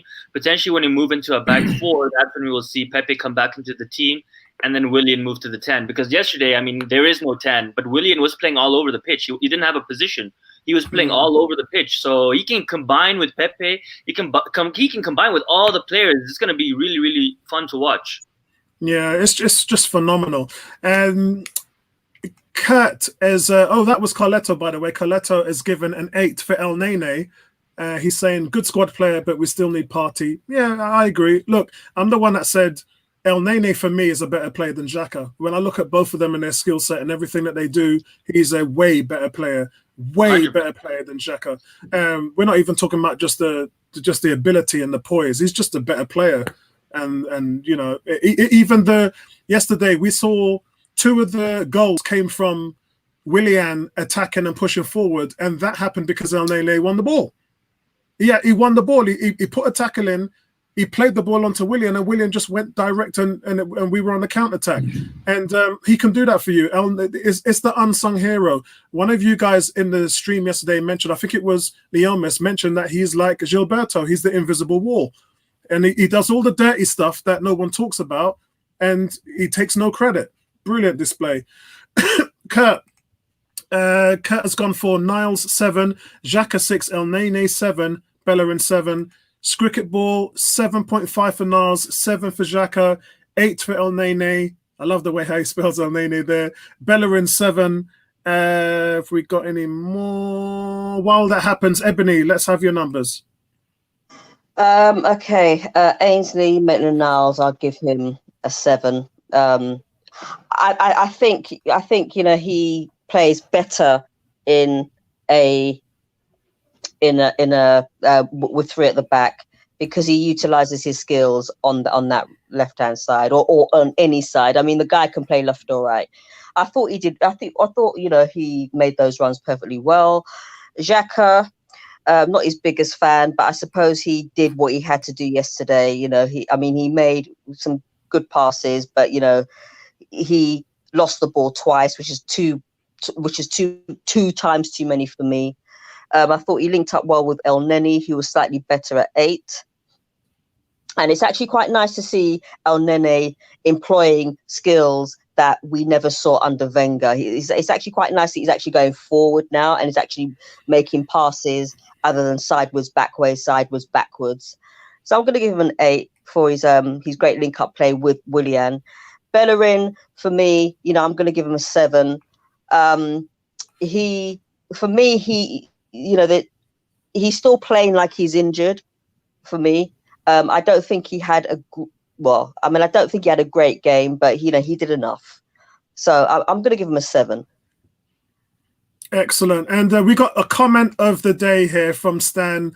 Welcome from our man in Vancouver in Canada. He's saying El Nene is going to be Coquelin Mark II, Robocock. Remember that? The pin spine of our best defense in 2015, without giving Mertesacker too much credit as well. And he was good when he came in. I talked to Bertram and Neomis about when he played at Basel in the Champions League, and he played Steven Gerrard off the park over 2 legs. We knew he was a good player. That's why we got him. It was 5 million. But what killed him was he was playing in the right position under Wenger, but Emery had no idea what he's doing with him. And to play him in 6 positions, that's why he left, and that's why he was no good. And to just see him come back in and play his natural position, and the fact that he says Arsenal, we, us, he plans to stick around. Say that, Apollo. What else are you expecting him to say, man? He plans to stick around, bro. He plans to stick around. Because you're playing for Arsenal, man. Any player will want to stick around. Right? Yeah, you're playing for Arsenal. You're not really there and thereabouts. I'll get to it later when it comes to my turn. But of course, he's going to say we, man. Yeah. Big respect to that. Victor is saying all of them get a 7 except El Nene. Sideways, that gets that gets a 9 as the most input. Well, he weren't going sideways yesterday. Then ball, as soon as he won them tackles, he was playing it forward to Willian. So we didn't see too many sideways yesterday, but that is an ability that he has, and that's why his passing accuracy is so high, and it always has been for him. He's averaged 94% throughout a season, which is astonishing, really. He doesn't give the ball away, and that's why I like him. He's neat, he's tidy, great poise, never gets under pressure when he's rushed. He's everything that Xhaka is not. Yeah. Ashik saying, hi guys, late to the party. He's given Niles Spurs loss. Yeah, listen, I'm not even celebrating Spurs losing yet. I think I'll do that when I come to the Premier League show on Friday when I get Spurs fans in there. That's going to be nice. I'm rubbing my hands and licking my lips for that one. And he's gone for 6 for Niles. Xhaka, El Nene, and Bellerin get a 7. Neomis, did Ebony get a go? Mm-hmm. Oh, she did get a go. Okay, so Neomis, you got the conch, bro. Okay, so first let's start off with the best midfielder yesterday was El Nene by far. Like, what an improvement. When we first signed him, I instantly thought this isn't the type of defensive midfielder that we needed. And I've never really been much of a fan of his, but he, like Bertrand has said, he just seems like a different player, far more confident, you know, even though he does do the whole sideways backwards at times, and it has been defensively solid previously. But, you know, he was going forward, trying to create chances. I mean, I wrote down some notes here. His long ball accuracy, he attempted 7 and 5 of them were accurate, compared to Rob Holden, whose long balls were just atrocious. Oh, so listen, no, I like David Luiz. No, you can't disrespect him like that. But listen, Neomis, you just said 5 out of 7. That's one game, yeah? Tell me one game that David Luiz has had that type of a completion rate for long balls. Well, I need to check that out, but it must be more than one. No, I refuse to believe that it's 0. No way. No, it's not 0, but I mean, for sure, it's El Nene. I mean, that stat is phenomenal. Yeah, like I thought El Nene was fantastic. He had 5 interceptions. Like, he was so good, and I think you guys are right that Ceballos might have a bit of a problem. I just hope that he doesn't continue lashing out like how we did towards Eddie again. But you know, I thought brilliant. If he could continue this up, like, good for him, good for his Arsenal career. And then in terms of Maitland-Niles and Bellerin, I gave them both 7s. I think that they had some pretty good, solid games, solid performance. I think that they tried to create a lot of chances, worked hard, tracked back. I think did everything that they needed to do. Again, I wasn't wowed, but again, I think that goes back to just Fulham not being that much of a threat out wide that much, and with them just dealing with everything that Fulham were trying to do. So I gave them both 7s. And then for me, Xhaka, I thought had a pretty decent game. Not as good as El Nene's, so I gave him a 7.5. I thought he was pretty solid in the midfield. David's asking me a question. Apollo, what's your sources saying? They're basically saying that Arsenal have already had 3 contract agreements. I believe they're talking about Oura, Partey, and they're talking about the Brentford goalkeeper. I know that they've put in a bid for the Celtic striker, Eduard or something like that, but there's no agreement there. So I have to wait and see. But I know that they've had agreements from ORR, and that's all I can say. I haven't even announced it on my channel, to be honest, because it was just a flurry of texts that I was talking to the guys at London Coney about, and it's not really finalized, which is why I haven't really talked about it. But that's all what my sources are saying, bro. There's 3 signings that have already been done. So and at different stages, as Larafik Kaguna said, the ORI, I believe, is personal terms agreed, not the actual fee. Although the 3rd offer has gone in and it hasn't been rejected, so let's keep that in mind. So look, just going to have to give it a bit of time and see how it plays out. But that's all I know at the moment, mate. Ebony, did you go? I can't quite remember whether you had your go on this or not. You did. All right. So African Guna, where are you? Let me just check to see if there's anybody else who's given it. Nope. CJ did. CJ's gone with 6 for Xhaka, 7 for El Nene, 6 for Bellerin, 7 for Maitland-Niles. Go on, African Guna. Yeah, just in terms of the 3 deals that you're talking about, I don't think we're going to get the Brentford keeper at all. I think that's dead in the water. They don't want to sell him, period. So I did put in our group, I did put the player that it seems that we're going for I think they want $7.5 million. Arsenal want to do it for $3 million, of course. So we'll see what happens with that. In regards to the midfielders, and actually I wanted to address GK's comments. He keeps saying biased agenda. I mean, he's a Xhaka worshipper, so I mean, clearly, which is why he's saying biased agenda. So I don't know, man. I mean, some people you just can't help them. Even God can't.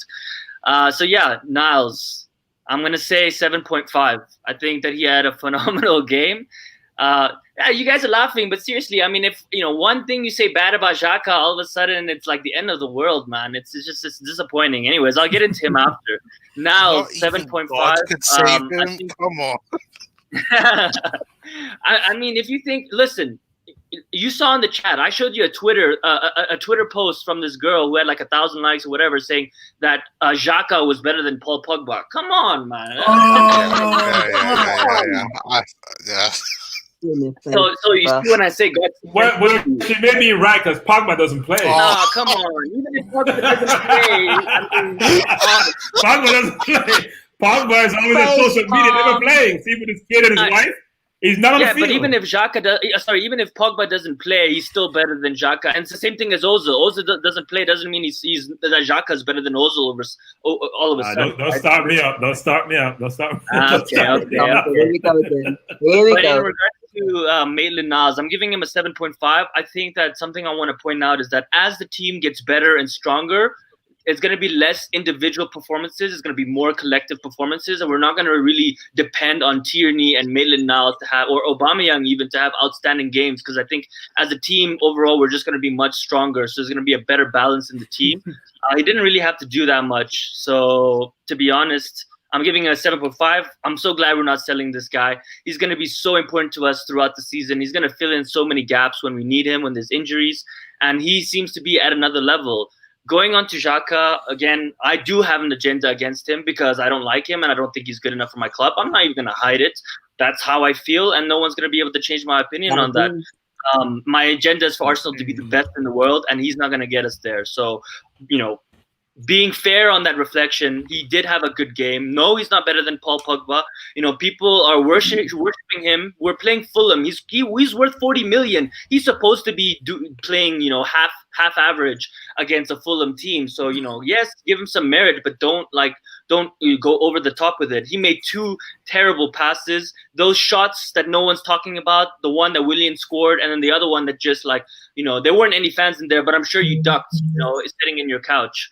So, I mean, yeah, I'm giving him a 6, doing the average, but nothing phenomenal. He's not the answer. El Neni, as Bertram said, 100% a different player. One thing that I want to mention is that move that he made when he had that shot that got saved. He dummied the player. I've never seen El Neni do a skill like that in my life.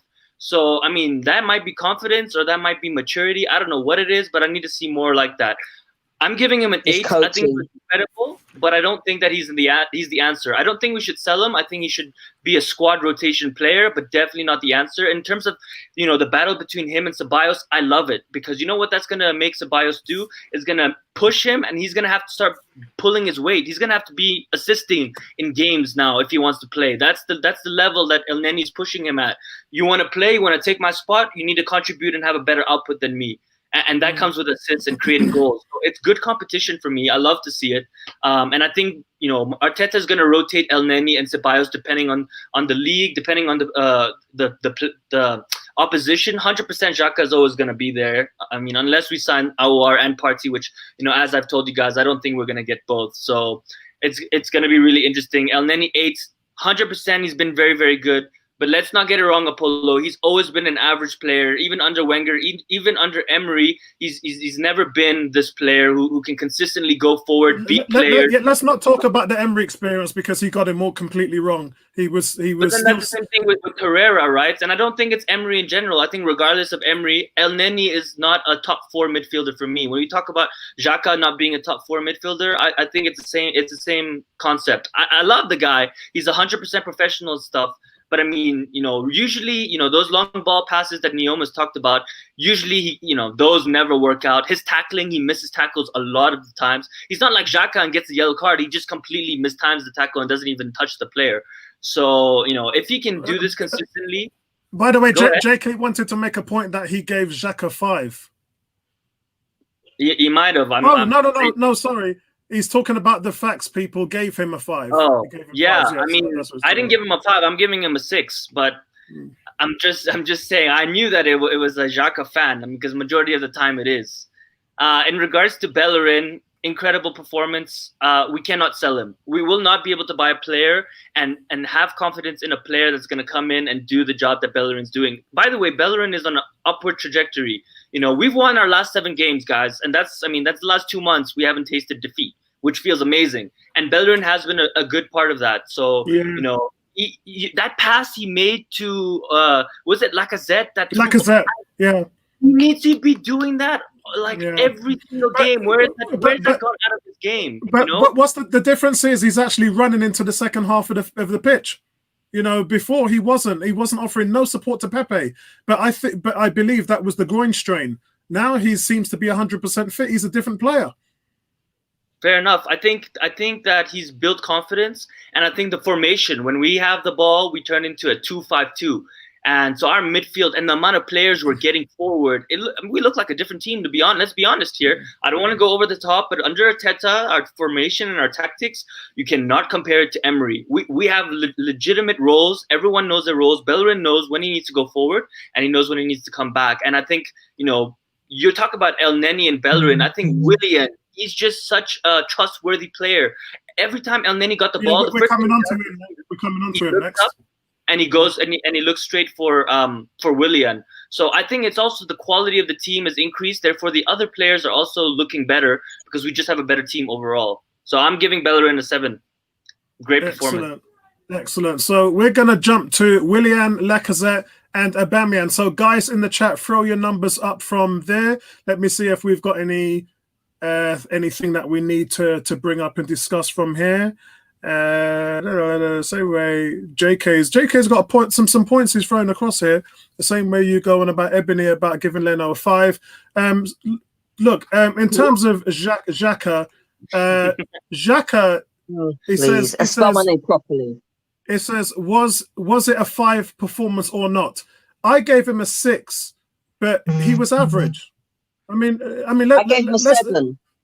Let's talk, and Ebony gave him a 7. Let's talk about what he did.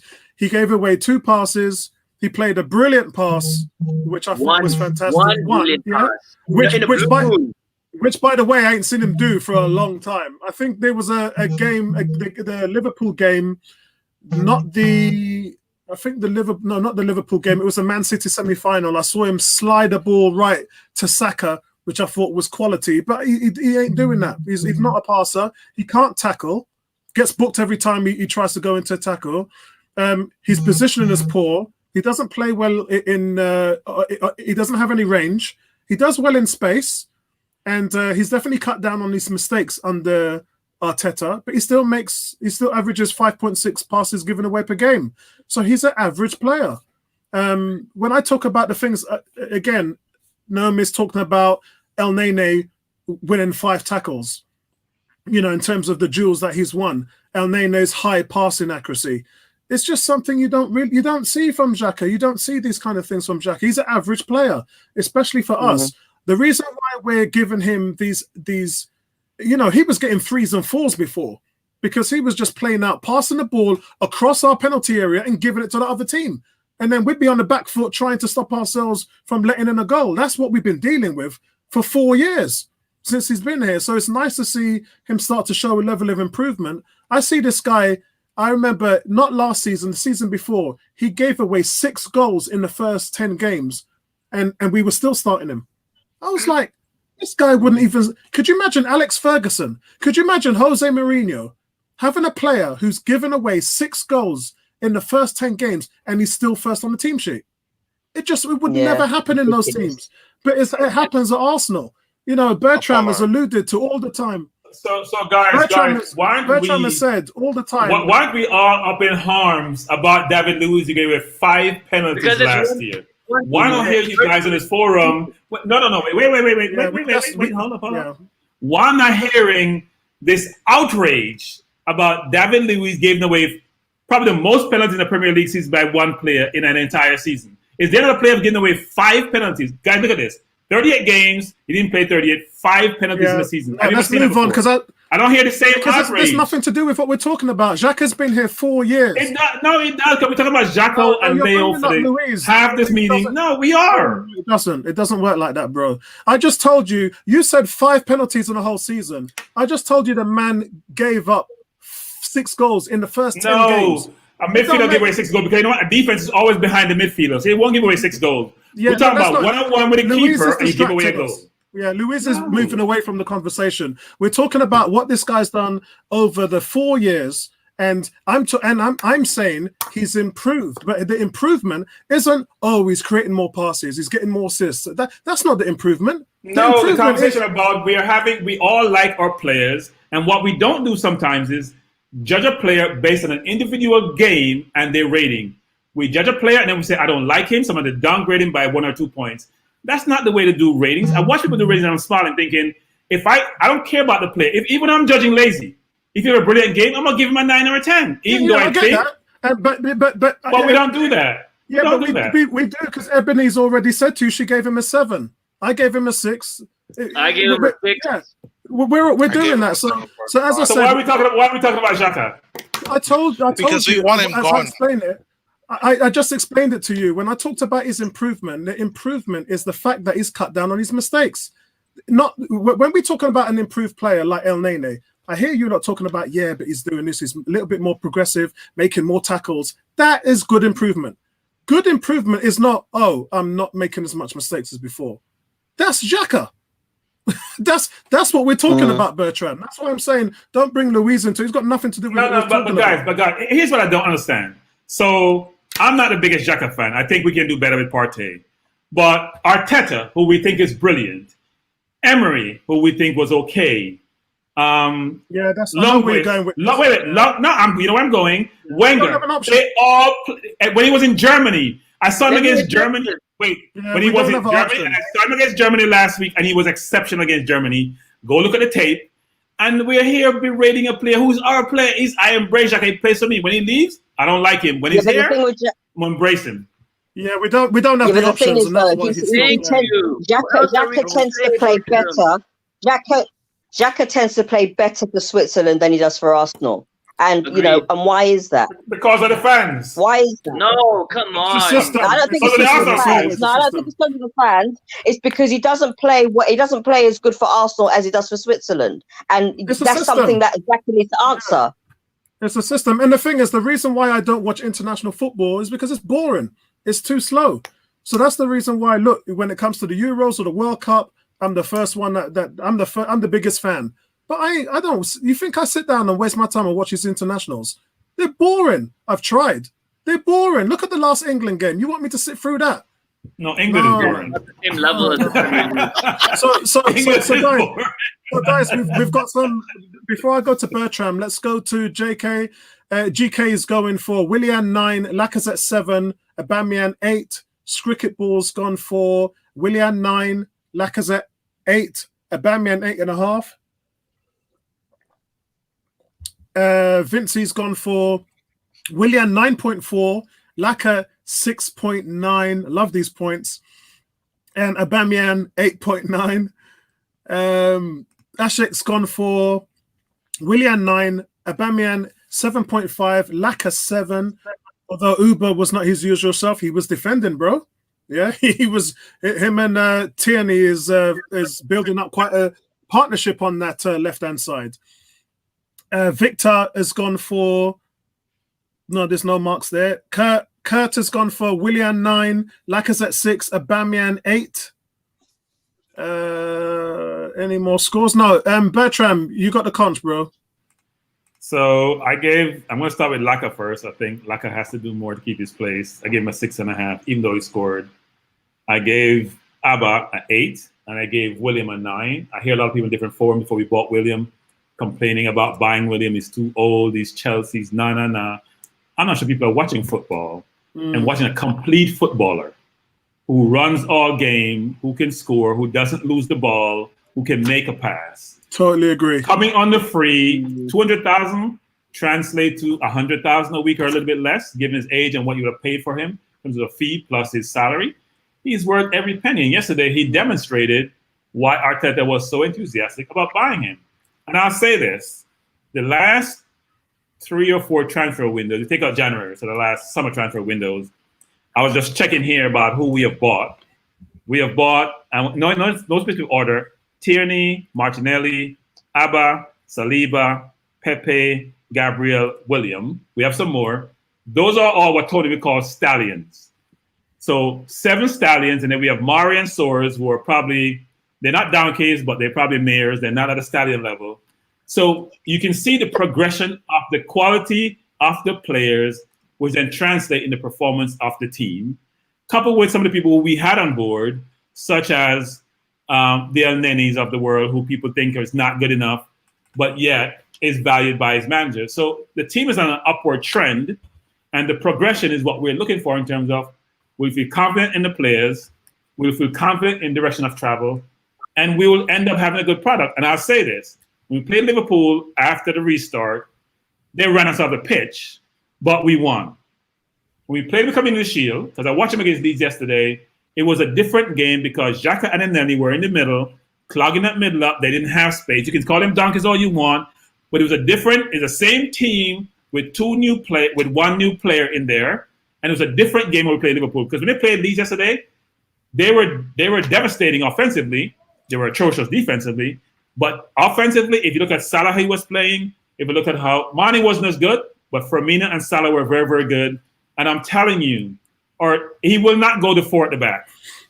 He'll do what Conte did for Chelsea 3 years ago when they played us and ran us off the pitch, and with the 3 at the back, it was a whole different ballgame. 3 at the back works for us. He now has William, who can be a creator, who can score goals and free kicks, who can track back to help be that orchestrator and that creative presence there. I know he won a war, but you can't play everybody because when you get parked in a war, what happens? Jack will go to the bench, or then he go to the bench. Who will War play for? Yeah, Both of them drop. You can't play a War in the middle with Ceballos. I don't think that works. No, you play Awar and Partey straight up, like replacement, straight up. You don't spend 50 million on a player and put him on the bench. Well, you do. But then you're short in City, midfield. but you don't at Arsenal. You're short in midfield. Yeah, you do. You do with City. Awar doesn't play defense. I watch Awar. I don't see him playing defense. Maybe the highlights I see. I don't see him playing defense. Partey behind him. Why would he need to play defense? Yeah, he's a lot Partey can't cover the whole goddamn. Partey can't cover the whole pitch. I'm sorry. Partey's not God.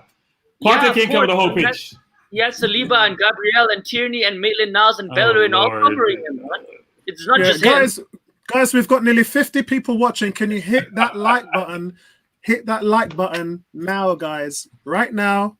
Doesn't cost you anything. It's free, and it makes our video as a more recommended video to all Arsenal fans around the world. And also, thanks for your donations. I'm getting messages inbox now saying, Apollo, I just dropped £10 into your PayPal. Lord. But thank you guys for all of your donations. Seriously, the channel looks a lot better now, doesn't it? And we're able to do more things. We've got the Premiership show on a Friday. We're looking to launch another fantasy football show. So I hope you guys are on board with us.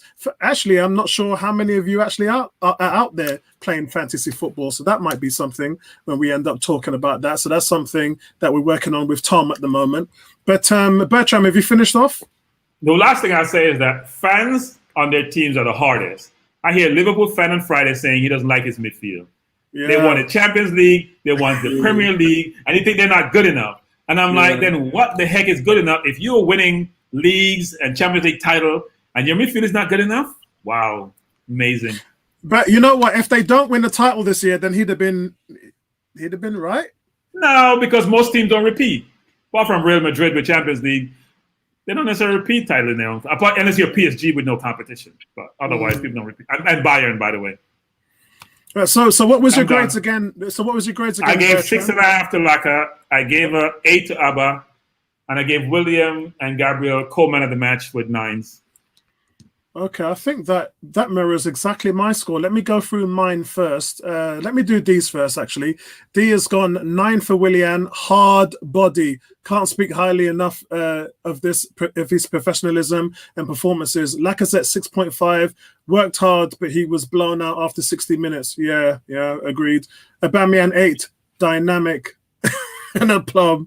And also, we got any more? I thought I saw some more scores down here. Did I? David's given one player scores. David, we've changed the format of our player ratings because we thought the old way was slightly too long. We will use the old way if it's a special game, a cup final or a big game. If it's Tottenham, we might do it because we hate them. And if we win, we want to glorify it. And that's really what it is as well. When we're doing the individual players, we're doing it to glorify the players because they've made such a big performance as a team overall. But we're going to use this format moving forward because it's a little bit more streamlined and allows the people to focus in on just the set, whether that's defensive, midfield, or strikers. So yeah, good to see you giving Lacazette 8 and a 7.8. We don't have any more scores in there, so we're going to go to you, Ebony. Okay, Willian, my man of the match. He gets a 10. This is the midfielder that we've actually lacked, other than maybe Ceballos. The guy can pass. Willian does what Özil doesn't often do, or what he can do, but he doesn't do. Okay, Willian is the missing piece of the jigsaw puzzle. You know, he gets in, he's passing, his movement. You know, he almost scored a goal, but he hit the bottom of the post. I'm going to give him a 10. Lacazette, scrappy goal. I think after about an hour, he flaked out. I don't know whether it's his fitness or he's got something on his brain. I don't know. But he needs to get his fitness back up and running again. But he took his goal well, or albeit being scrappy. Aubameyang, you know, one of the best goals that he scored in a very long time. You know, Aubameyang does what Aubameyang does. I mean, yes, you know, he actually, I mean, yesterday he actually did a bit more defensive work than he normally does. So I'm going to give him an 8. Excellent. So we've got some more scores coming here. Let's have a look and see if we can find them. We've got Victor an 18. It's actually 18. Willian 10. Lacazette 6. And Aubameyang 8.5. That's what I say. You took that from me, bro. I like that Lacazette. Yeah, David, I just gave you news on the midfielders, bro. I just updated you with that. And Laka, his ability to bring teammates into the game is such a useful asset when it works. Who do I go to now? I think Ebony. Ebony, did you go, yeah? Yeah, it's Neomis. Yeah. You finished? Yep, so it's Neomis. Neomis, you got the conch. So I'll start off with Lacazette. I gave a 7. I thought he worked pretty hard like what he normally does, but it was one of those games where I wanted more from him. I know he scored a goal, but for me it was just a tap in. I think anyone could have scored that, but he had another chance that came in. I think it was in the second half where if he just controlled it better, I thought he could have scored another goal. But it was one of those games where I'm just like, you know what? He's a good player, but he just isn't the player for us going forward. He just isn't the type of player that we really need. I just don't think he has the natural energies to be able to keep up with the game. Like, he worked very hard, and after about 60-70 minutes you could tell like he was just absolutely shattered, just drenched in sweat. So I appreciate the hard work, but I'm really looking to see what happens over the next couple of months in terms of Lacazette long term with Arsenal. Aubameyang, I gave an 8. I thought worked again. He worked very hard, scored a brilliant goal, reminded me a lot of the one in the Community Shield. Nothing wrong to say with Aubameyang, just doing what he does best, just taking over the whole show. And then for me, Willian, I gave a 9.5. I thought he was absolutely fantastic in the game to get 2 assists when at the beginning of the season, I would have said if he could get 10 assists for the whole season, I'd be happy with that. 10 assists, maybe 5 goals, I'd be absolutely happy with it. So to get 2 in his first game, I think this is going to cause a problem for Arteta, because how do you drop him?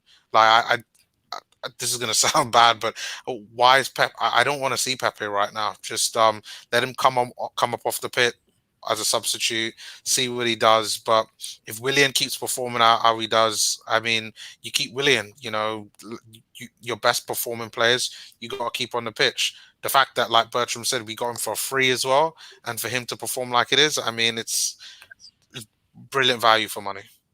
I mean, let's not forget as well that we've got some very, like Ceballos. When Ceballos came off the bench, Ceballos was playing balls through defenders' legs, and I was like, "Whoa!" I want some. No, listen, right? That fight, because when him and Eddie came on, they were brilliant, and I want Ceballos on that pitch before Granit. I want Granit gone. This is exactly. we now have more players that can play in that midfield. If we get Partey and our, like, there's no need for Granit anymore. No need. Like, Ceballos can play that. I mean, Stan is saying Lacazette still playing as the false 8. He is, but I think what lets him down is you only have to look at Eddie Nketiah. When we did the player ratings for the whole of last season, there was 34 votes that came in, and only out of the 34 votes, only 3 people gave Lacazette a higher grade than Nketiah. So 31 out of 34 people on this show that we did at the end of the season for player ratings, 31 out of 34 for Eddie Nketiah was a better anchorman. And that's because of his energy levels. He even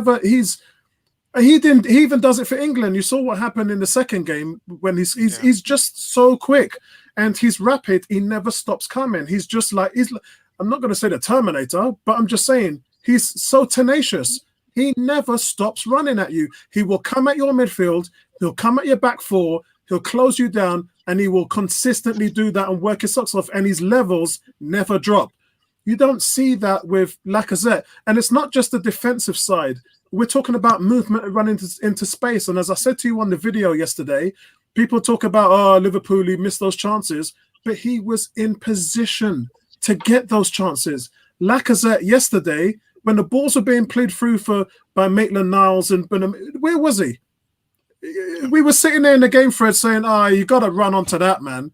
You got to look at the ball. Maitland-Niles was splitting the midfield, split the defense, ball straight through into the penalty area, nobody running on it. Come on. You can't have that. And unfortunately for me, and we all talk about hating players and not whatever, and I don't hate, I'm a big Lacazette fan, but he don't fit the system. I was a massive Theo Walcott fan, but he didn't fit the system. At some point, you've got to think about the system and how it works for the manager in terms of who you're bringing in. And I think that Eddie's the right person. I think Eddie should be the anchor man on this team. And I can't wait for him actually to start sinking the goals, for the goals to start flooding in, but he's not going to score if he's sitting on the bench. But I do agree with you guys. When Ceballos and Eddie came on yesterday, man, whoa, boy. I mean, I never realized Ceballos was that skillful. I didn't realize he had that in his ball, but the backflips, the twists, the balls through the leg, that guy is the truth. But yeah, awesome, absolutely awesome. I gave Willian a 9. As I said, I actually talked about Willian before. Clever passing, dangerous in areas, and he's brilliant. He's undroppable. You can't drop a player like him. Lacazette, 6.5 I gave. Tapping for the goal. First goal was nice because, again, positioning. You've got to be in key areas in order to get those goals. And I'm really on his back for that. I don't think he works hard enough to get into the box, especially on crosses. A lot of crosses come through from the left and the right, and he just doesn't get on them. And he's losing a lot of goals there. That's probably why his goal return is so low, because he just doesn't work hard enough to run into the box. But his ability to bring teammates into the game is what somebody just mentioned. I think it's Cool K. That's what he's renowned for. And we're seeing a little bit of that, but it's just not enough. It's not enough, guys. We're not getting enough from that position. Aubameyang, 8.5. Again, as Nioma says, goal was reminiscent of that Thierry Henry goal, the type that he scored against Liverpool 2 weeks ago. It's just brilliant. And again, another good defensive display from Aubameyang. Le African Guna, you're our last one. Yeah. Just 2 points. In regards to the crossing from Maitland-Niles, I don't think that they were that great, to be honest, and I don't think that even Eddie would have gone onto some of those. I battle between this now, and I give Eddie more credit, but I think we are quite harsh on Lacazette. I think they're both good enough for the team. We already know, first of all, that Lacazette's not leaving.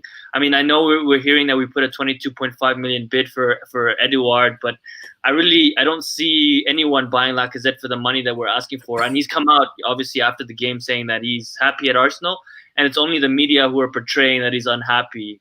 So we're gonna have to deal with him. I'm going to put my neck on the line and say he's going to score more goals than Nketiah this season. And I just think that Lacazette is the better all-round player. I mean, when you talk about attack, I want to see Lacazette, Oba, Pepe, Willian all playing together. I think Eddie's too young to play with those players, but I may be wrong. The way I see it is play both of them in the game. I mean, that's an automatic substitution for me. Let Lacazette run for 60 minutes and bring on Nketiah to run the last 30 minutes and just work hard. Or the opposite. It could go both ways. So it's a good issue to have for me. But I think that the better we play and the more confidence we play, the more chances Lacazette is going to get, the less he's going to have to come back and drop.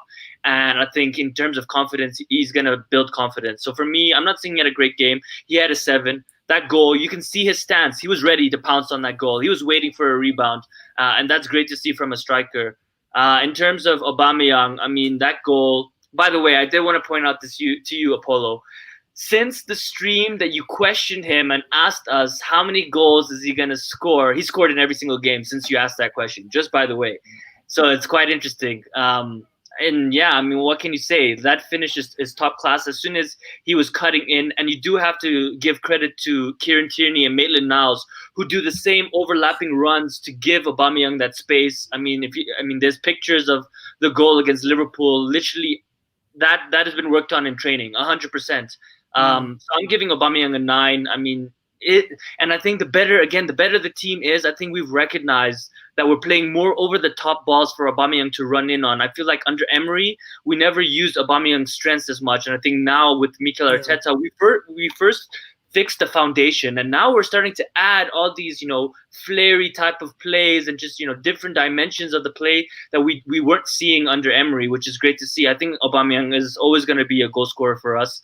I'm hoping in the next few days he signs the thing, because it's getting quite annoying. They call it defensive flooding, and what that does, again, I don't know how many of you watch basketball, but with basketball, when you're defending a player, you can only stand a certain amount of distance from that player. So what they do is they want to create an isolation with a jump shot or someone who's good at hitting perimeter shots. What they'll do is they'll flood the team, 4 of the players over on one side, and leave one of them one-on-one so that they can drive to the basket or make a shot. That's what they're doing in this instance. Lacazette is pulling the defense to the right, and it's opened up the space for Lacazette, and that's why you're seeing, for Aubameyang, and that's why you're saying these balls come over, because the centre-backs are being pulled over to mark the anchor man and Willian. So it's creating all that space, and it's a mismatch. And you can do that all day long. We used to do it with Walcott on the right hand, and he used to terrorize. And that's what frustrates me with Pepe, is that Pepe doesn't make those darting runs. He'd rather pick up the ball in front of the defense and take them on and dribble past them. But he's got the pace and the ability to get behind them. And he doesn't. If he did that, he'd double his goals. I mean, Walcott was getting 20+ goals at Arsenal. Pepe's going to have to do that to take it to the next level. In terms of Pepe, I think that as time progresses, when he becomes more comfortable, and again, as the team gets better and we have more possession of the ball and we can really dominate and dictate, and we have players that are able to take on and dribble players and open up space, then I think Pepe will start making those runs for me. And that is something he definitely needs to be working on in training with Arteta. So I have no doubts that Pepe is going to come good this season, more than he did last season. And the final rating is for Willian. Listen, I've always loved Willian. I've always known that he's been a good player. I'm giving him a 12, just like the number on the back of his shirt. 12 out of 10. Probably one of the best performances from a debutant, if we have to be real. The only issue with Willian is this needs to be consistent. He set himself a bar now. The issue with Willian is, we all know he's talented, is if he can do this in every game. And if you talk to Chelsea fans, a lot of them say, yes, he's brilliant, but he can't do this, 5-6 games in a row. So that's what I'm going to be looking for from him. He can take free kicks. He can dribble players. He can make passes like Ozil. He has technical ability. Nobody's mentioned the fact that he hit the bar. He hit the post on the free cut. And he went the other way. I was expecting him to go for the right corner, and he went for the harder corner, and the keeper had no chance, and he was so unlucky he didn't hit the post and go in. But at the same time, his whole game was so good that it didn't even really matter, to be honest. 2 assists, who cares? He was phenomenal, right? So it's really good to see that finally we got a player from Chelsea that is actually making an impact. Only thing, a good impact. And the only thing that I fear for me is I want Willian to come into that 10. Pepe needs to be playing, man. I know, and Tony is not going to like this, but Willian is a better player than Pepe is right now. But that comes with experience in the league. He's an experienced veteran, and technically he knows the Premiership as good as Pepe, right? He can dribble like Pepe. There's not that much of a difference, except maybe ideas, because Pepe is younger. He might try new tricks. That Willian is, at an age where he's not really going to try new tricks. He's going to do the same old tricks, but tricks work for him. So it's going to be really interesting to see how Willian does. But we need to be going with, Partey. Put Partey in there, and that's a top 4 team, man. We can all see it. We're 1 or 2 players away from a real team. And we've been in the situation many times. Pull out the checkbook and go sign the players we need. Because if you don't, it's not on Arteta. He's done as much as he can with the players he has, and we're gonna fall short in games this season because of the depth. Xhaka gets injured, a couple of players get injured, and that's it for us. Yeah, and we're already seeing some players getting injured, but again, we have to understand it's hard to do it all in one summer. All the best teams. It's one player, Apollo. It's one player. We've only technically spent 25 million. I mean, Willian was free. We don't talk about wages. We're talking about transfer fees here. We were selling Martinez for 20. We spent 22. Technically, we only spent 2.5 million. So there's no excuse. So, guys, I mean, that's the new format that we have for our player ratings, and we're getting to the end of it now. We're just going to go around the panel quickly to get a grade for Arteta. And guys in the chat, if you want to throw your numbers up for Arteta, please do. And after this, then that's it, really. Bertrand, what's your grade for Arteta? It's a tough one to grade given the competition. I know people like say, well, just don't say it's only Fulham, but it was Fulham. So I gave him an 8 because it's difficult to grade. And I think he's going to have a tougher time if he buys Partey, he buys Aouar, he has Pepe. It's going to be tough to pick the team. And what happens when you have exceptional players, like you do with the cities of the world, and I mean that's why Liverpool have been buying, is that they get disgruntled. Because if I know I'm an exceptional player, I don't want to be on the bench. And that's why you see Sane left and go to Bayern, because exceptional players know they can play. Just like Martinez realized he can play and get into another team. So why would he want to sit on the bench? So I do think he's going to have a tougher time going forward. And you can be dominant as a manager for only a certain amount of time. Right? You come in, you're new, everything is new, people love you, you're getting results. But after a while, players want to play. So hopefully it all works out. But I can tell you, people like Xhaka will not enjoy sitting on the bench. He's going to be disruptive. So they'll have to sell him eventually if he's constant on the bench. He will not sit on the bench. It doesn't happen. He knows he's the captain of Switzerland. He knows he can play football. He will not sit on the bench. It won't happen, and he will leave. We don't want to have this disruption in your team, right? And Arteta doesn't have Guardiola's reputation. I think Guardiola is overrated, unlike a lot of people. And so, therefore, not only his reputation, but also the stature he had within this club. Because in City, Guardiola is God until they realize he came in the Champions League, and then they probably eventually get rid of him. But I think Arteta has done a great job. I love the fact that he's getting results away from home and against the big teams. That's the most important factors, right? Yeah, I mean, for me, if you give Arteta 1.4 billion to spend on players, which is what Guardiola's has had, then I'm sure he'll be able. I mean, look, Arteta's scratching the bottom of the barrel trying to get 50 million to make one purchase. So I think it's hard to judge him on where he is because, and like you, I've been a person who's never really rated Pep. I mean, I rate him as far as some of the things he's brought into gaming, but the way people talk about him like he's the best in the world, no, you spent all that money. It's like it makes it much easier. It's like in athletics taking steroids. I'm faster than you if I've got the advantage, and he's had the advantage financially, which makes his job a lot more easier. For me, Arteta gets a 9. I think Arteta was surprised that Gabriel And for me, I've always judged it by the goals. And I said to you guys what our target was at the beginning. Our target is to let in mid-30s in terms of goals let in. And it was the lowest shots that we've allowed in 5 years. I can't believe that. And I don't want people to say, "Oh, it's only Fulham," because I don't play that. I don't buy into any of that stuff. It was only Fulham. No. I saw West Brom today. I don't do that. It was only Fulham. Yeah, I don't do that because we always say that, and what happens is the team then goes next week and then the week after and beats somebody else. And no, I'm telling you, 3 weeks from now we'll be judged. I don't. That's something I don't do. You should know me by now, Bertram. I don't flow along those lines because this is professional sports. You turn up on a Saturday, you play a team, and you've got to play 11 players. And if you don't turn up, you'll get turned over, and you get turned over by anybody. Last season, we couldn't even beat Watford and Norwich. We drew the bottom of the league teams, and everybody was saying exactly what you were saying. They were saying, it's only Watford, it's only Norwich. And Watford, you know what happened? Destroyed Liverpool twice. And you know what happened? Watford destroyed Liverpool twice, and Norwich beat City. And Norwich beat City, exactly. So when you make comments, I don't do that. But it was only Fulham. For me. Yeah, it doesn't work for me, mate. It doesn't. You gotta perform on the day, and you got to play your game. And Arteta's philosophy is that we are going to attack teams and disrupt them. And this is why it's frustrating to people say, Liverpool didn't play good. This team didn't play. No, it's us. That's the philosophy. That's the plan. The plan is to disrupt these teams from playing. They force the pressure on the back four, disrupt the pivot man in the middle so that their playmakers taken out the game. That's the plan. And if we don't understand that by now, then you don't really know where Arteta's philosophies are. And Arsenal, and they're really good at it. And that's the reason why I can't wait to see them go in and start taking on the big teams so we can see how that plan works together. Because as I talked about before, Arteta has only been with this team for half a season.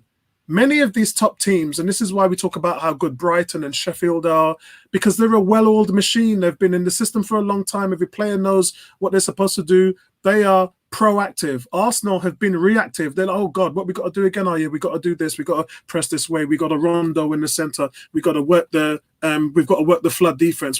It's all new to them. So as over a time, the players stop playing in a way that they are reacting, and then they're proactive. They know how they're supposed to play before the manager even gives them the signals on the sideline. And over a time, that system will become more fluid to the Arsenal players.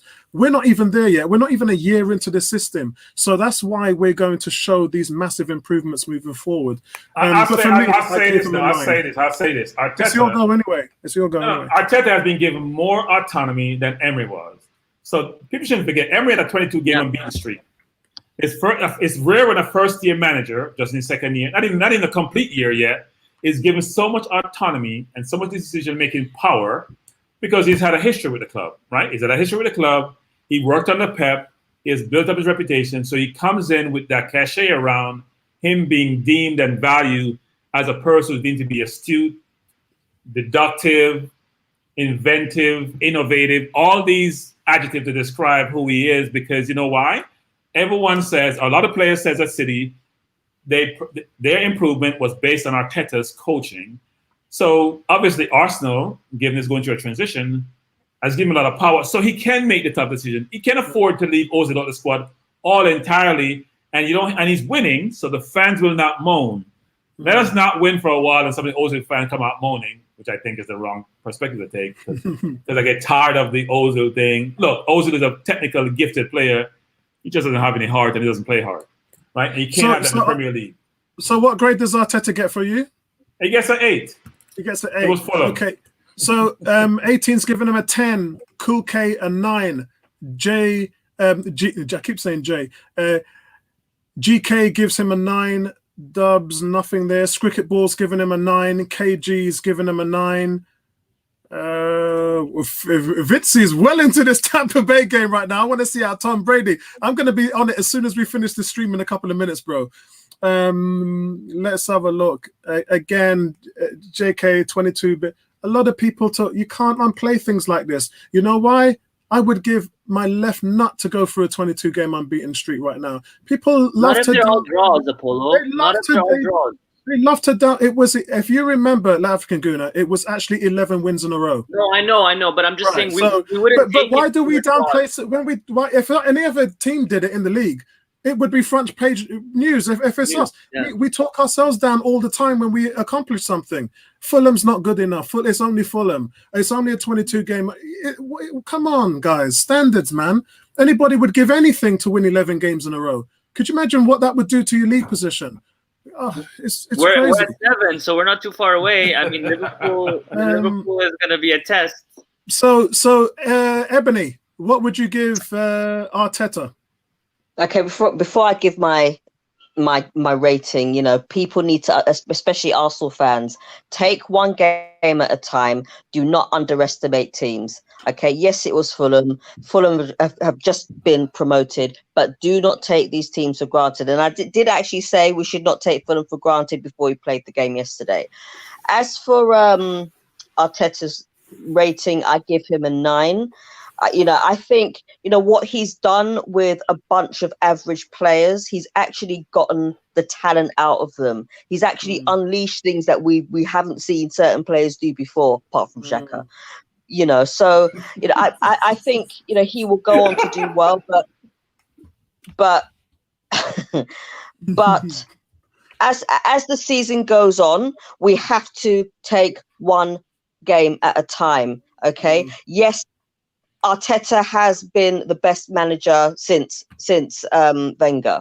Okay, Emery, you know, he was all right, but now Arteta's come in. He's seen this team and he's thinking, right, okay, which players fits my system, which players don't, and he sees what, you know, some of us don't see. He's the one who's on the training field. He's the one that sees, you know, what these players can do. But with regards to yesterday's game and his team decisions, I'd have given him a 10 had he not put Xhaka on. Had he put Xhaka on had he put Ceballos on instead of Xhaka, I'd have given him a 10. But because he's put on Xhaka, I give him a 9. Excellent. David's given him a 10. Vince has given him a 9. Ashik's given him a 9. Just waiting for a decent game away to a top 5 in the Premiership. Yeah, and look, he's already beaten Liverpool twice. He's beaten Man City. He's beaten Wolves. Yeah, and you know, so it's not like we're asking to see that again, but we've seen it already. So we know he's got it in them. What we're expecting is to see him do that with the team being more of a well-oiled machine. Neomis, I know you got to go, Neomis. I know you've been waiting patiently. We've only got you two to go, and then we've pretty much wrapped it up, guys. Neomis, what would you give Arteta? For me, I would give him a 9. I thought, you know, 3-0 against Fulham. I expected a win. And the only reason why I'm... What? Sorry, go on, Neomis. Go on, finish off. Oh, sorry. No, I said something that 5 players have been sent off. With a 9. Oh, God. Yeah, go on, Neomis. Oh, God. Sorry. The reason why I gave him a 9 is I wanted to see more of Ceballos and more of Eddie Nketiah. I'm tired of Granit Xhaka, as we've all talked about many, many times in this video. But yeah, it's a good start. The real test will come in a couple of weeks. But if we could beat Liverpool and then I think it's next month, beat City, what we talked about at the end of the watch. I've made a video on it, but I'm going to say it again. And then Man United away. Oh, when was the last time we won at Old Trafford? I can't even remember. I just want to say, Victor, Fantasy Football Barclays Premiership is a massive fantasy football site, and people around the world are playing it, and it's just fantasy football. That's all it is. And Tom wants to do a show on that. African Guna, what's your grade on Arteta? Yeah, just quickly on Bertram's point. Yes, it's just Fulham. I 100% see where he's coming from. I feel it in my heart as well. Yes, it's just Fulham, but Bertram, let's remember, under Emery and under Wenger, we struggled a lot beating these smaller teams that we expect to beat. So yes, it's just Fulham, but at least we're beating them, right? That's the thing, and that's what I love to see. I was expecting a win 100%, but I mean, I wanted Jose Mourinho, as a lot of people have said before, because Mourinho is a proven winner, and I didn't think that Arteta had the capability to do what he's been doing, and I've been totally flabbergasted. Like, I didn't expect this from Arteta, and I think that now I'm looking at it and I'm like, holy crap, we have a really good manager. You can see the tactics in the game, and you can see our improvement. When we're playing Chelsea, Man City and stuff, we're playing a lot of counter-attacking football. Yesterday against Fulham, we were making chances. That was the old Arsenal, making chances left, right, and center, and we're able to miss a few because we're creating so many. And that's the type of Arsenal that I want to see. We're dominating teams, taking chances, scoring lots of goals. If we concede 1 or 2, so be it, as long as we win the game.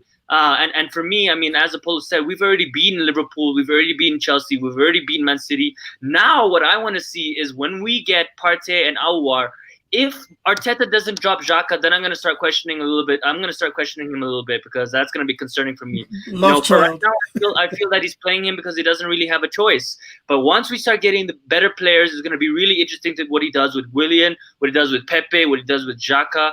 If he plays Gabriel and Saliba, that's also going to be very interesting. And then Nketiah, Lacazette. I'm giving him a 10, straight up. What can you expect? 2 trophies, 7 wins on the bounce. I haven't tasted defeat in 2-3 months. That's what I live for as an Arsenal fan, is to be celebrating yesterday, screaming when Aubameyang scores a screamer. That's what being a fan is all about, and that's what all that pain, all that pain we suffer is for games like that, when we thrash a team 3-0, felt comfortable the entire game, apart from the first 2 minutes when we almost had a disaster masterclass as usual. Apart from that, it was an incredible game, and I give that to Arteta.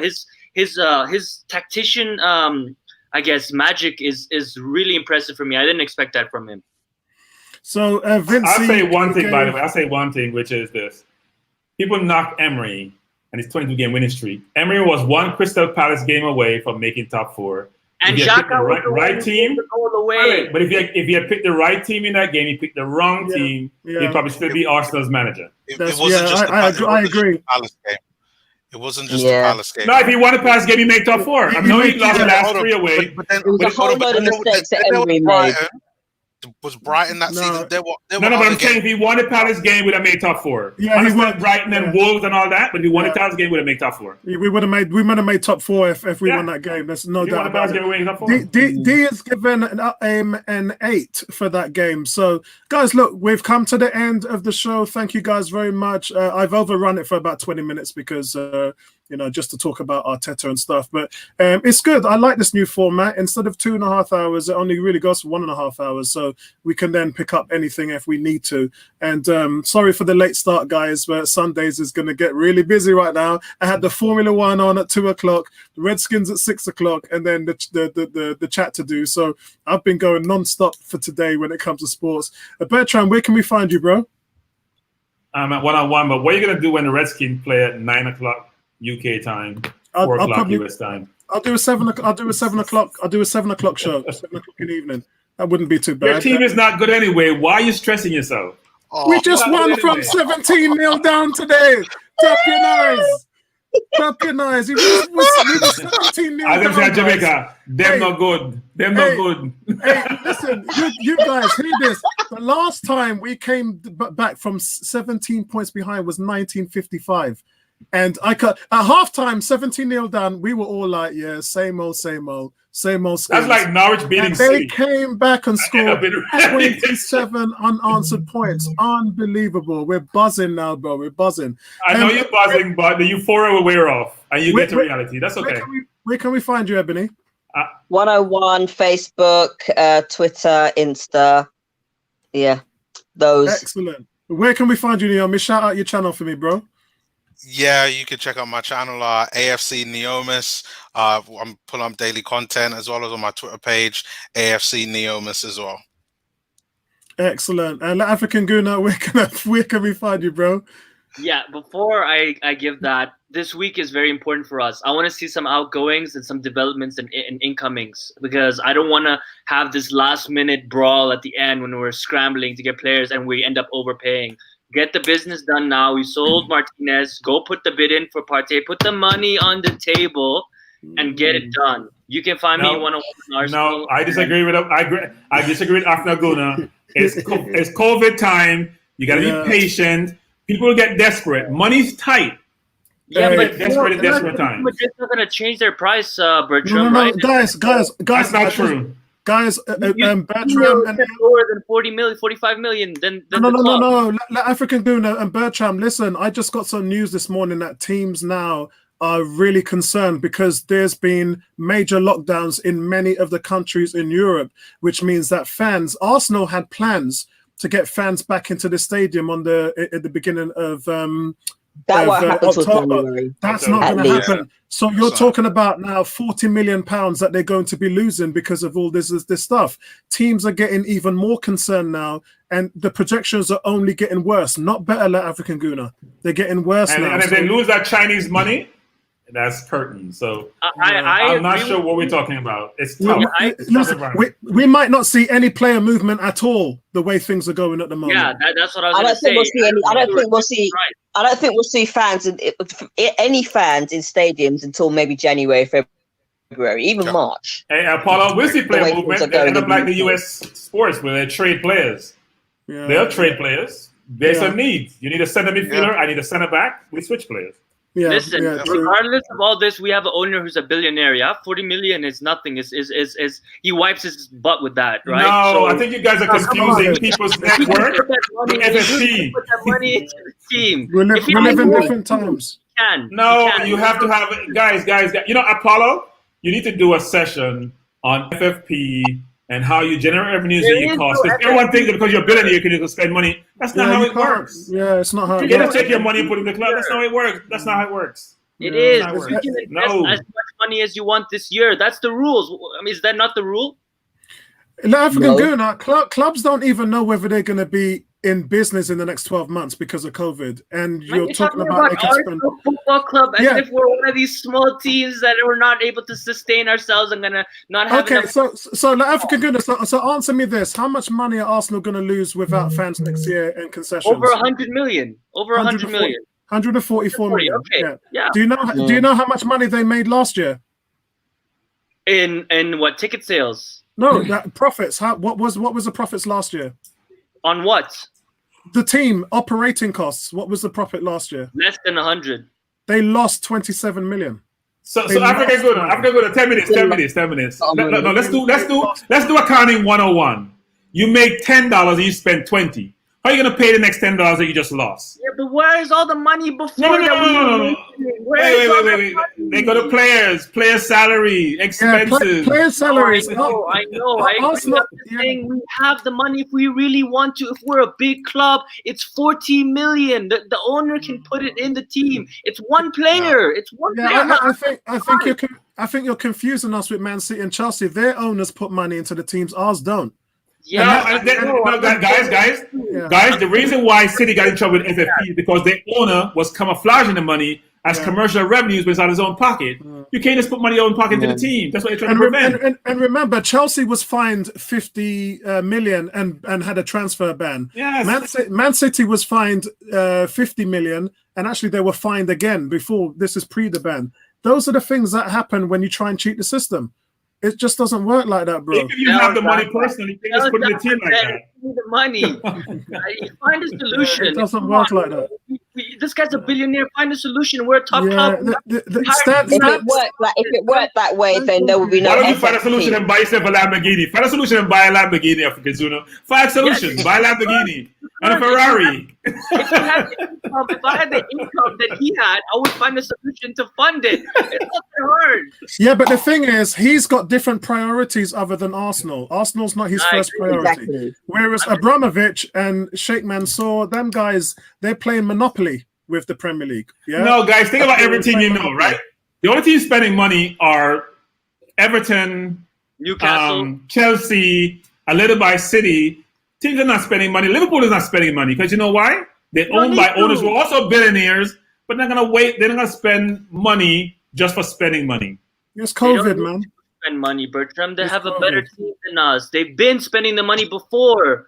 So You haven't heard their fans talk about their midfielding to buy better midfielders. Yeah. All right, guys. Listen, that's it from us now. And listen, great win. Arsenal are actually on top of the table at the moment. There was a lot of games. There was a plethora of teams that didn't play. Yeah, and I suffered because of my fantasy football team had some of these Man City players in there that ain't even playing this week. So well done. You should pressure Boris to cancel the season, so we end up on top and we win after the first game. That'd be nice. I take it. Oh, God. We could lift the Premiership trophy aloft. All right, guys. Listen, that's it from us. Thank you, everybody in the chat. Loved your feedback from today. Brilliant as always. Loved your ratings, and we'll be back. We'll see you in the next one on Wednesday, and we'll try and fit that fantasy football in probably on Thursday evening. We'll see where Tom goes with that. And on your marks, get ready, guys. Premiership season is on the go, and Arsenal are on the prowl. Speak to you guys later, man. Peace out. Right back at you. Peace.